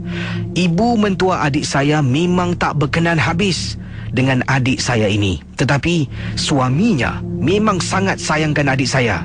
Saya mengaku adik saya sebelum berumah tangga ini ketika usianya muda, lebih kurang 5-6 tahun yang lalu, Kisi. Hidupnya begitu wild, suka pergi clubbing sana clubbing sini setelah berjumpa dengan seorang lelaki dan terlahirlah anak tanpa dinikah. Jadi oleh kerana itu anak masih lagi dalam jagaan. Bila berkenalan dengan lelaki yang dimaksudkan, adik saya dah berubah, dah mula solat 5 waktu, dan benda ini berterusan. Hidup wild, clubbing yang selalu diteruskan tidak lagi dipandang. Malah adik saya menjadi lebih baik dari sebelumnya. Dari situlah berjumpa dengan seorang jejaka, kemudian mereka menjalinkan hubungan dan berumah tangga. Sebelum berumah tangga, saya menasihatkan adik saya supaya memberitahu bakal suami dan mak mentua tentang kedudukan yang sebenar. Janganlah nanti dah berumah tangga, suami baru dapat tahu. Memang tak adil. Jadi biar dia buat keputusan. Bila dia beritahu suaminya okey. Dia menerima. Walaupun terkejut, dia menerima seadanya dan dia kata dia akan jaga anak itu macam anaknya sendiri. Tapi bila berita itu sampai kepada mak mentua, Casey, keadaan menjadi tegang.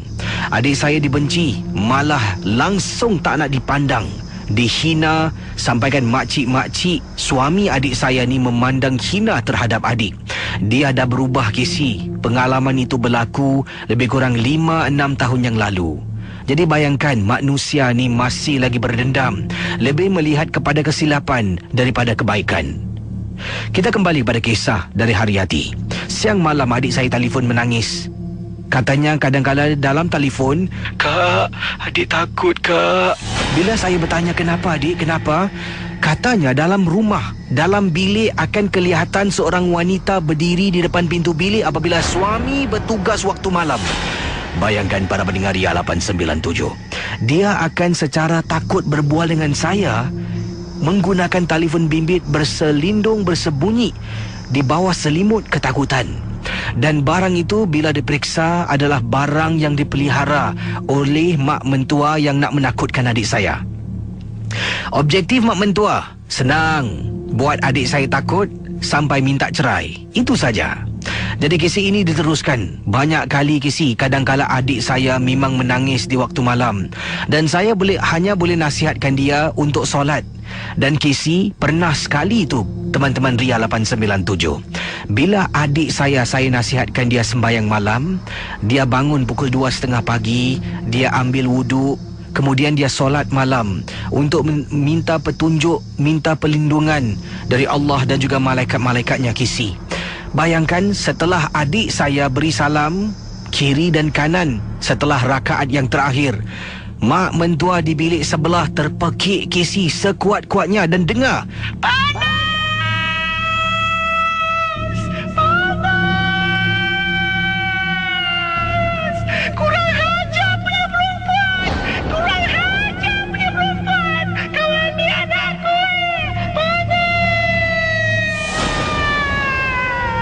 Ketika itu adik saya mendengar ibu mentuanya terpekik.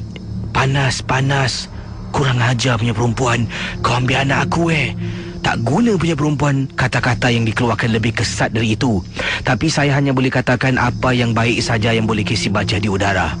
Maki hamun memang semua keluar. Adik saya hanya bersabar. Dari situlah kami tahu. Dan memang kami yakin itu adalah perbuatan ibu mentua. Antara benda-benda yang menakutkan, adik saya bila suami bertugas waktu malam, ketika sedang tidur terasa katilnya cukup sempit. Betul, Kisi. Jadi dia tak berani nak buka mata sebab dia tahu mesti ada benda yang tak kena. Apa yang berlaku apabila adik saya mengambil telefon diletakkan di bawah bantal, menelefon saya bangun di waktu malam. Kak. Dik, kenapa dik? Saya takut, Kak. Kenapa dik? Kak, atas katil saya macam ada benda, Kak. Saya takut, Kak. Nah dik, adik istighfar banyak-banyak dik Adik jangan layan Kak, macam mana, Kak? Saya takut dekat belakang saya, Kak. Kat atas katil.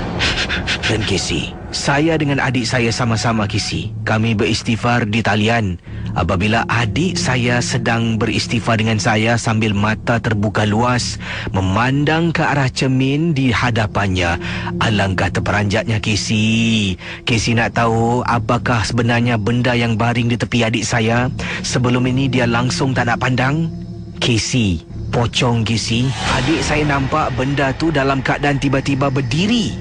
Nampak setengah sebab cermin adik saya bukan cermin yang jenis penuh, cuma cermin yang kecil yang ada di hadapan pintu almari. Bila adik saya nampak susuk tubuh yang berbalut kain putih, dia pejam mata dan saya dengar istighfar berkali-kali. Saya di sini meremang ketakutan. Dan Casey, bila beritahu suaminya begitu marah dengan ibunya. Sekarang ini adik duduk dengan saya. Kesian, bila suami keluar kerja malam, suami akan hantar duduk di rumah saya. Rumah yang mereka nak beli akan siap pada tahun 2015. Lagi lama Casey. Jadi sekarang ni nak tunggu 2015. Setiap kali suami kerja malam, terpaksalah adik saya duduk rumah saya. Itu pun Casey, mak mentua yang tak tahu, usia dah lanjut, bak kata pepatah, rumah kata pergi, kubur kata mari. Maaf cakap lah Casey, saya dah tak tahan. Malam-malam hari, adik saya datang bilik saya, ketuk pintu. Kak, saya tidur dengan kakak boleh tak, Kak? Kenapa dik? Dekat tingkap bilik, Kak, ada benda, Kak. Dia panggil nama saya. Saya terpaksa layankan masalah adik saya Casey. Saya sayangkan dia, orang yang dah insaf tetapi tidak diberi peluang kedua. Mengapa agaknya? Itulah pengalaman. Terima kasih. Selamat tengah malam dari pendengar setia Misteri Jam 12, Haryati. Baik, kisah ini berlaku sekitar tahun 80-an Casey. Wah, lama ni Kata Fuzi, ketika tahun itu saya bertugas sebagai door-to-door salesman, menjual barangan lah dari rumah ke rumah, pintu ke pintu. Dan pengalaman yang berlaku ini, yang menyeramkan ini, berlaku di salah sebuah kawasan estate perumahan di Tampines. Waktu itu Tampines belum lagi dibangun macam sekarang. Dulu Tampines Mall pun belum siap. Jangan cakap itu Casey, tempat pertukaran bas ataupun interchange di Tampines belum lagi didirikan. Begitu lamalah. Banyak blok-blok seperti di kawasan-kawasan Afghanistan dan yang lain-lain belum lagi dibangunkan. Jadi pengalaman saya ni telah pun menjual sesuatu dari pintu ke pintu, rumah ke rumah. Oleh kerana saya nak makan komisen lebih, terpaksa saya kerja keras. Setiap barang yang saya jual akan dapat komisen. Jadi saya ni sebenarnya disuruh bertugas waktu 9 pagi sampai pukul 4 petang. Tapi oleh kerana nak untung lebih, saya sanggup Casey overtime, kadang-kala sampai 10, kadang-kala sampai 11 malam, khususnya sekitar hari Jumaat ataupun hari Sabtu. Sebab itulah hari orang akan tidur agak lewat, sebab keesokan harinya ada di antara mereka tidak bertugas. Jadi kata Fuzi, bila saya buat keputusan untuk overtime, teman-teman saya kata tak perlulah, balik sudah. Tapi saya kata saya perlukan duit lah. Sebab pada ketika itu saya, kata Fuzi, nak beli motosikal. Jadi kena kumpul duit sendiri. Kita ni hidup bukan kepada keluarga yang kaya, kena usaha, kata Fuzi. Saya telah pun waktu tu, kalau tak silap saya, ini macam rumah yang terakhir saya nak pergi. Jadi dalam hati ni, tak apalah, pergi last punya last, sampailah rumah yang disebutkan ini di kawasan Tampines, blok ... saya tak nak sebutkan. Bila sampai ni, rumah ni di tingkat paling bawah, iaitu tingkat 2 dekat Tampines. Ya, saya selalu bermula dari tingkat atas dan pergi ke pintu sampailah saya turun ke bawah. Rumah ini rumah paling hujung. Saya jalan saja depan rumah ni, rumah ujung sekali kosong, tak ada penghuni. Rumah yang kedua ni lah, saya nampak Casey ada beberapa selipar, 1 atau 2 kalau tak silap Fuzi. Jadi saya ketuk pintu beberapa kali. Ketuk pintu sebab dalamnya saya dengar ada orang macam menonton TV. Lampu tu macam kelap-kelip macam orang tonton TV. Ketuk beberapa kali. Assalamualaikum. Ketuk. Rumah orang Melayu kita lah. Sebab yang saya nampak ni di luar rumahnya, ya, ada, katanya di sini apa ni? Oh, di luar rumahnya ada tergantung kain, kain yang digunakan untuk solat, kata Fuzi. Beberapa kali saya ketuk tak buka. Mungkin mereka tak naklah saya mengganggu mereka. Jadi kata Fuzi, okey, ini part scary sikit. Saya pun tinggalkan rumah tu. Mungkin saya mengganggulah, tengok jam nak dekat pukul 11. Saya pun keluar. Daripada depan pintu tu ada sedikit ruang. Saya ghostan ke belakang untuk masuk koridor dan pusing nak turun tangga. Bila saya lalu depan koridor, kata Fuzi. Para pendengar Ria 897 FM. Saya lalu depan koridor. Saya rasa tepi sebelah kiri saya adalah tingkap. Mungkin, kata Fuzi, itu tingkap adalah tingkap bilik. Tiba-tiba tingkap tu terbuka sedikit. Lepas tu, kau datang rumahku. Kenapa? Saya pada mulanya terkejut sekejap. Saya pusing. Oh, makcik, saya ada jual barang, cik. Barang yang saya jual, Casey, adalah minyak wangi. Minyak wangi lelaki, minyak wangi wanita. Saya kata saya ada jual minyak wangi. Makcik nak beli tak? Saya jual dengan harga murah sangat. Makcik tu berbual lagi. Lama-kelamaan, saya dapati ada sesuatu yang tak kena tentang rumah yang disebutkan. Kata Fuzi, bila saya tengok dekat tingkap, ada orang tampal stiker. Stiker ejen rumah. Siapa yang berminat untuk dapatkan rumah ni, telefon ejen. Baru saya tahu rumah ni rumah kosong. Bila saya sedar, kata Fuzi, saya tengok balik dekat tingkap yang terbuka sedikit. Makcik tu dah hilang. Saya dekatkan diri, buka tingkap tu seluas-luasnya. Kisi bilik tu kosong, tak ada katil, lantainya lantai biasa, simen biasa, almari pun tak ada. Dalam rumah tu gelap. Saya jenguk dekat pintu, tengok tingkap yang depan sebelah atas tu dah tak ada cahaya terang benderang. Rumah tu rumah kosong, Kisi. Nasib baiklah tingkat 2, saya lari lintang pukang turun ke bawah, terus saya tahan teksi pulang ke rumah. Itulah pengalaman saya, Kisi. Tahun 80-an. Bertugas sebagai door-to-door salesman ataupun menjual barangan dari pintu ke pintu, rumah ke rumah. Itu Pak Seram. Saya memang boleh bayangkan Cik Fuzi kita ketika itu nak cari rezeki lebih, ketuk-ketuk, tengok rumah cahaya. Biasalah kalau kadang-kadang kita hidupkan TV, dia akan nampak dalam rumah tu cahaya kelap-kelip macam orang hidupkan TV lah. Jadi, ada orang ketuk-ketuk tak nak buka. Jalan balik, jalan tepi koridor, sebelah kirinya tingkap, mungkin tingkap bilik, bila pun tak pasti. Ada makcik buka tingkap lagi, Terperanjat beruk Cik Fuzi. Sekali bila ada perhatikan, rumah tu rupanya rumah kosong dan dia tengok dalam tu rupa-rupanya memang tak ada orang. Kalaulah saya jadi anda, Cik Fuzi, dengar suara makcik tu yang macam tu je, saya kata, cik tak apa cik, saya balik dululah, burung tiong makan betik, saya belah pun cantik. Terima kasih. Baik, para pendengar Ria 897, saya akan bacakan kisah yang pertama dari pada kiriman email. Dan katanya di sini, pengalaman yang tak dapat dilupakan ini berlaku pada tahun ini. Pada awal, sekitar bulan Februari. Seorang pendengar yang hanya ingin dikenali sebagai Kak Sharifah saja. Kata Kak Sharifah, apa khabar Casey dan juga para peminat rancangan MJ12? Kakak ada satu pengalaman peribadi yang boleh disifatkan sebagai sesuatu perkara misterius yang pernah kakak lihat dan berlaku.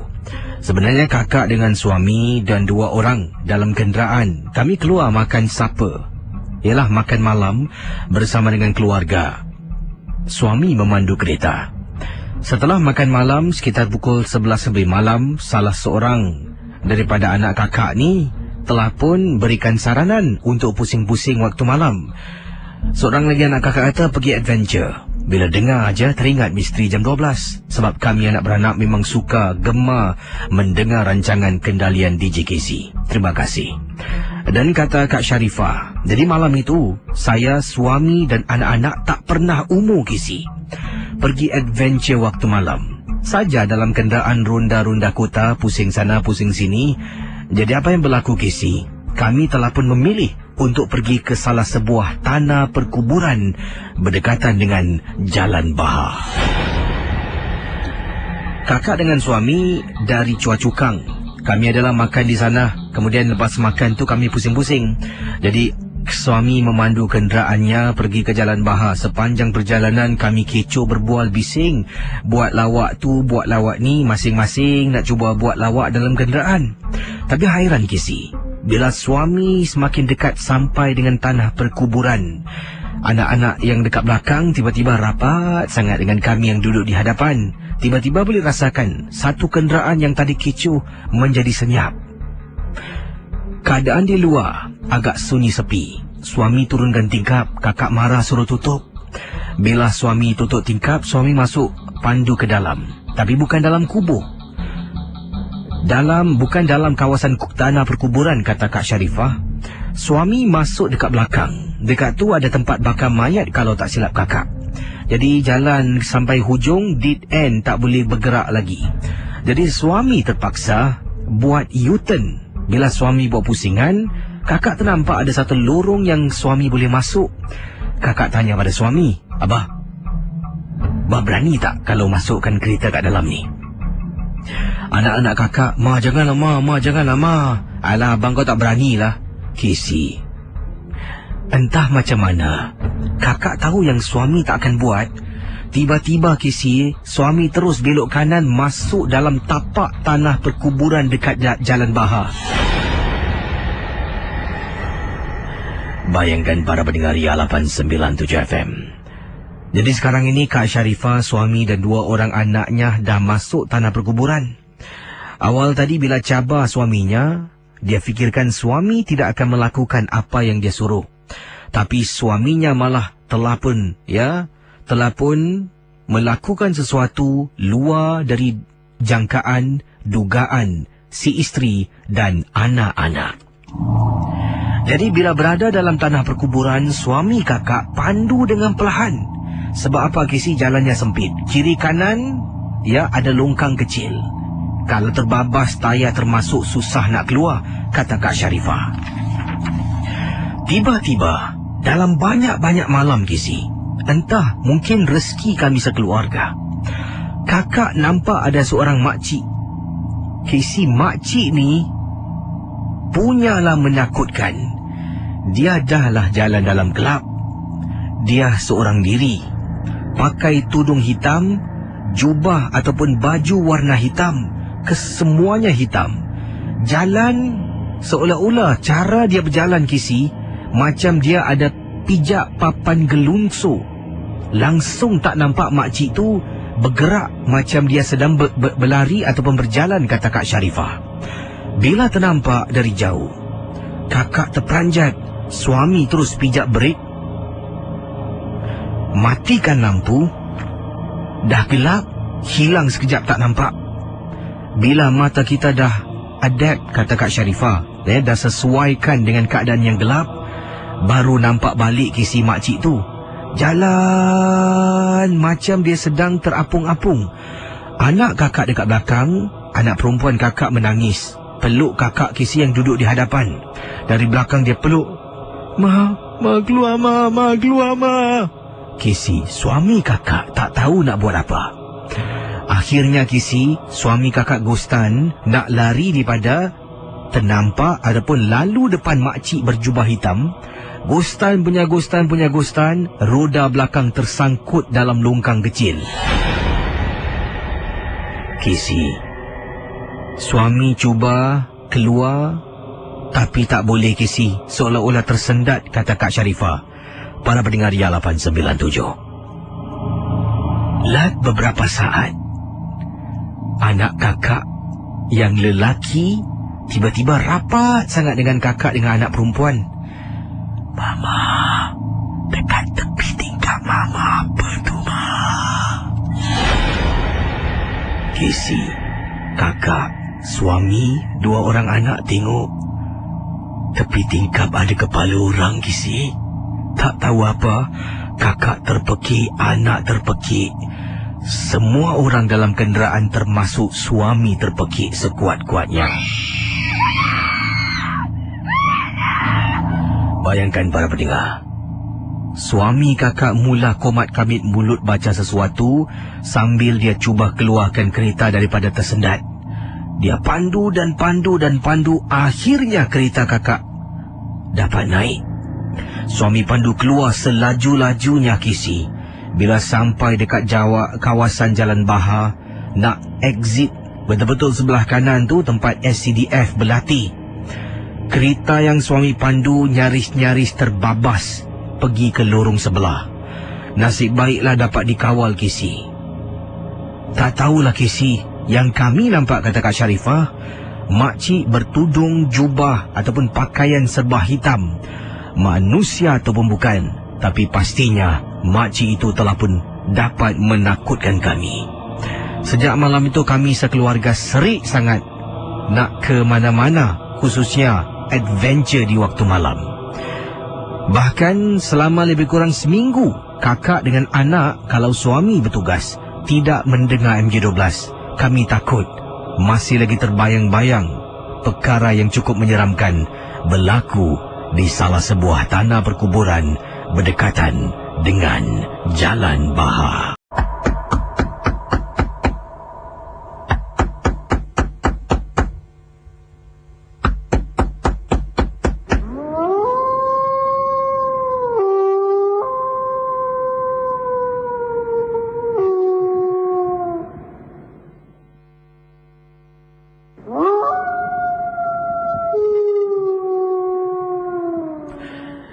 Para pendengar Ria 897, awal tadi dah dengar bunyi ketukan. Inilah kiriman yang akan saya bacakan pada tengah malam ini sebagai pembuka rancangan misteri jam 12. Kisah ini dikirimkan oleh seorang pendengar, dan beliau adalah bekas penduduk di salah sebuah estet perumahan di kawasan Masling, blok, tak boleh saya sebutkan, blok ... Katanya, Assalamualaikum warahmatullahi ta'ala wabarakatuh, Casey. Waalaikumsalam. Casey, tolong ketengahkan pengalaman Kak Faridah, kakak bekas penduduk kawasan Masling. Casey, dah lama kakak duduk sana. Sebenarnya sebelum adanya landasan kereta api, begitu lamalah kakak duduk dahulu, kata Kak Faridah. Pengalaman yang menyeramkan ini telah pun berlaku beberapa puluh tahun yang lalu. Masa itu kakak baru saja berumah tangga dengan suami, kata Kak Faridah. Tinggal di Masling blok ... tak nak saya sebutkan, estet perumahan yang lama. Bila kakak beritahu ibu kakak yang kakak dapat rumah kawasan tu, ibu terperanjat. Ibu kata kalau boleh jangan tinggal di tempat tu. Tapi kakak kata kunci dah dapat. Kenapa? Ibu mengatakan tempat tu keraslah, bermacam-macam alasan yang menakutkan telah ibu beritahu kakak. Tapi kakak hanya simpan, tak beritahu suami, sebab tak nak suami fikir yang bukan-bukan. Kakak hanya kata pada ibu, tak ada apa-apalah, kita hidup dalam zaman moden ni, mana ada hantu, kata Kak Faridah kepada ibunya. Akhirnya kakak berpindah di kawasan Masling. Casey, kawasan tu memang, Casey, masih ada sampai sekarang. Tapi ketika itu, dipendekkan cerita, kata Kak Faridah, kakak hamil anak yang pertama. Suami kakak pula bertugas mengikut shift. Kalau kerja malam ada, kerja petang ada, dan sebagainya. Kalau suami kakak kerja malam, kakak seoranglah duduk di rumah. Dan beberapa kali itu kakak akan dengar antaranya bunyi ketukan. Pada mulanya kakak fikirkan orang di atas yang setiap malam ketuk tak henti-henti, kata Kak Faridah. Dan kadang-kala takut sendiri duduk dalam rumah. Sehingga kan, kata Kak Faridah, kakak telah pun minta bantuan adik kakak untuk temankan kakak di rumah Masling. Jadi setiap kali kalau suami kakak bertugas waktu malam, adik akan bermalam di rumah kakak. Terpaksalah dia pergi kerja dari rumah kakak. Kakak akan siapkan 2 teksi semua kisi. Sebab masa tu memang kawasan Woodland, kalau orang kata tinggal Woodland, semua tahu jauh. Semua tahu tempatnya jauh. Susah nak pergi. Jadi terpaksalah kakak keluarkan sedikit wang kalau panggil adik tidur di rumah kakak bila suami bertugas malam. Malam yang pertama sedang nyenyak tidur, adik dengan kakak terbangun dengar bunyi ketukan lagi. Adik kakak tanya kata Kak Farida, "Kak, bunyi apa tu Kak ketuk-ketuk?" Macam biasa kata Kak Farida, yang kakak sangkakan orang atas lah. Dia memang macam ni, malam-malam mesti ketuk-ketuk. Tak tahulah orang gila agaknya. Jadi adik kakak pun tidur. Malam kedua sama juga, malam ketiga. Kemudian bila suami balik pada shift petang, adik pulang ke rumah mak di kawasan Tampines. Dan bila suami minggu depan bertugas shift malam balik, adik kakak, kata Kak Farida, bermalam dengan kakak untuk beberapa hari, beberapa malam. Dia pendekkan cerita kata Kak Farida, bayangkan para pendengar Ria 897. Buat minggu yang kedua, adik bermalam di rumah kakak. Bunyi ketukan yang sama kedengaran di waktu malam ketika kakak dengan adik kakak sedang nyenyak tidur.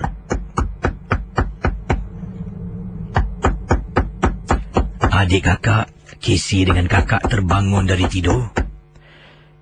Kakak kata pada adik, "Dah lah kau tidur je lah, jangan layan orang atas, orang gila." "Casey," kata Kak Farida, bila kakak tengok adik kakak, dia macam tercegat dan tercengang. Baring di atas katil tepi kakak. Badan kakak tepi tingkap dalam bilik. Adik kakak duduk sedang tumpukan perhatiannya pada tingkap dalam bilik. "Dek, kau tengok apa, Dek?"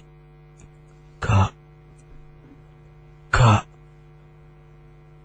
Ina rasa, Kak, yang ketuk pintu, ketuk-ketuk bukan orang atas, Kak."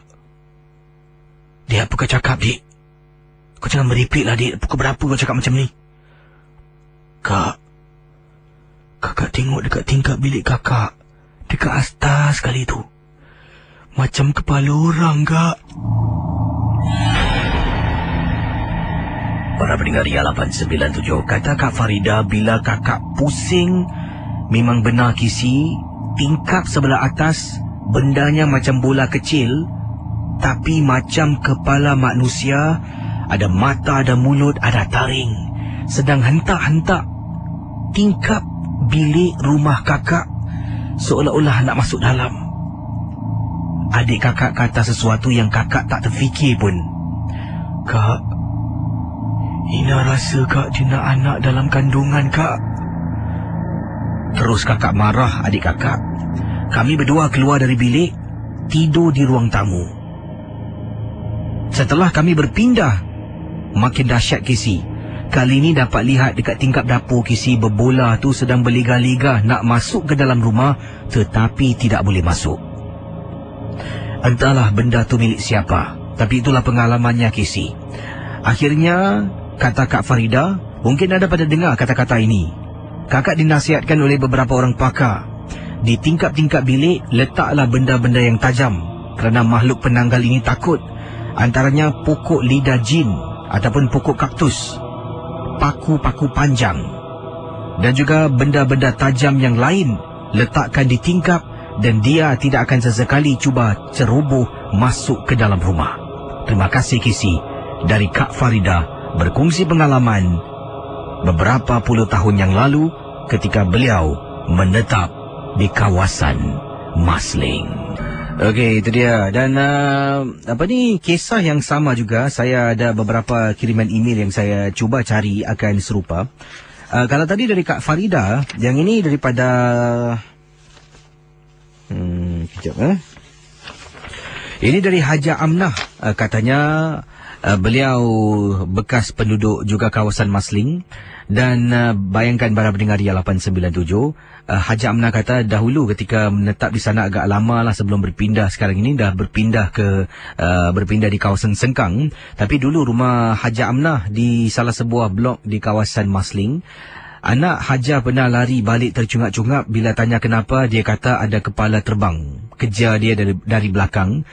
Jadi mula-mula tak percaya. Cakap dia, engkau biar betul. Ingatkan dia gurau-gurau. Sekali memang benar Kisi bila dengar daripada teman-teman yang lain juga pernah balik di waktu malam. Ada makhluk penanggal dekat kawasan tu. Dan mengikut cerita mengatakan ada seorang penduduk dekat kawasan tu adalah seorang tukang ubat yang handal. Ramai juga orang-orang Melayu kita dah berubat dengan dia. Daripada segi perubatan tradisional maupun perubatan menggunakan makhluk-makhluk halus. Jadi ingat benar atau tidak, misteri jam 12 hanya satu hiburan. Tapi bayangkan kalaulah saya balik rumah sorang-sorang, yang pastinya saya akan balik kesorangan diri. Sedang tunggu lift nak naik ke rumah saya, tiba-tiba dekat belakang ada pusing belakang, ada floating head. Saya rasa saya terus keras, kaku kat sana lah. Betul. Memang cukup menyeramkan kalau mungkin kadang-kadang kita cuba fikirkan secara logik mungkin tak masuk akal. Tapi kalau anda dalam situasi yang sama, anda balik kerja lewat malam ataupun dalam rumah dekat tingkap, tiba-tiba dengar bunyi orang ketuk-ketuk, tengok betul-betul, pandang betul-betul sebelah atas tingkap bilik, mungkin tingkap dapur, rupa-rupanya benda tu yang mengganggu anda setiap malam bukan orang atas. Misteri jam 12. Kalau berani dengar, kalau takut jangan.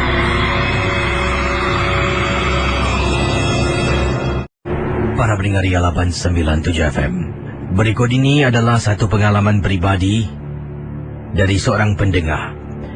Sebelum saya teruskan kisah berikut ini, ingat, misteri jam 12 hanya satu hiburan. Jangan kita terikut-ikut dan anggaplah setiap kisah yang diketengahkan termasuk yang ini hanya hiburan. Jangan kita terbawa-bawa, tetapi kadangkala ada kalanya kita juga harus berwaspada daripada kita terkena. Berikut adalah kisah dari seorang ibu yang namanya Habibah, berkongsi pengalaman beliau tentang anak lelaki nama Zamri. Katanya, Kisi, sebelum ini anak saya bertugas. Setiap bulan kalau bekerja dapat gaji, saya akan dapat sedikitlah. Diberikan nafkah kepada saya sebagai seorang ibu. Dia juga akan bayar lunaskan bil-bil rumah. Saya pun bekerja juga, kata Puan Habibah. Kerana saya ada 2 orang anak lagi yang kecil yang masih lagi bersekolah. Suami saya dah lama meninggal dunia. Sejak anak saya berkenalan dengan seorang gadis, saya gunakan nama samaran yang bernama Dina. Sejak dia kenal dengan wanita ini, anak saya tidak lagi Kisi serahkan duit. Malah bil-bil rumah terpaksa saya lunaskan. Saya tanya mana duit, akan jadi gaduh. Dan benda ini berlarutan hinggalah setahun 2 Kisi. Sampaikan, kata Puan Habibah, saya dah tak boleh terima. Saya nak jumpa juga budak Dina ini. Anak saya juga jarang-jarang balik rumah. Mesti ada benda yang tak kena. Bila saya jumpa budak Dina ini, saya tangkap anak saya dengan dia sedang makan. Saya ikut anak saya keluar. Satu kali itu dia balik ke rumah, kata Puan Habibah. Bila dia keluar, saya ikut dari belakang naik teksi Kisi. Nasib baiklah, ada seorang anak saudara yang memandu. Bila anak saya keluar naik teksi, saya ikut dari belakang perlahan-lahan. Dia jumpa dengan budak yang ... ini yang membuat saya marah. Kisi, dipendekkan cerita, kata Puan Habibah. Saya takkan teruskan panjangkan kisahnya. Tapi dikatakan di sini, budak Dina ni saya dapat tahu mempunyai ramai teman lelaki. Dan sebenarnya anak saya ni dah terkena perbuatan sesuatu sihir yang dilakukan oleh Dina kepada anak saya. Seluruh gaji anak saya diserahkan pada beliau. Malah anak saya dengar kata-kata telunjuk budak Dina. Yang menyedihkan, yang menghairankan, budak ni baru 22 tahun Kisi. Baru 22 tahun. Saya pernah cuba Anak saya balik, saya kunci pintu ketat. Tukar mangga. Dalam rumah ada pakar, ada pakcik saudara saya dan juga anak saudara saya. Anak saya Zamri sampai mengamuk, Kisi tendang pintu nak pecah, nak keluar rumah jumpa dengan Dina. Tak tahu apa ilmu dia pakai.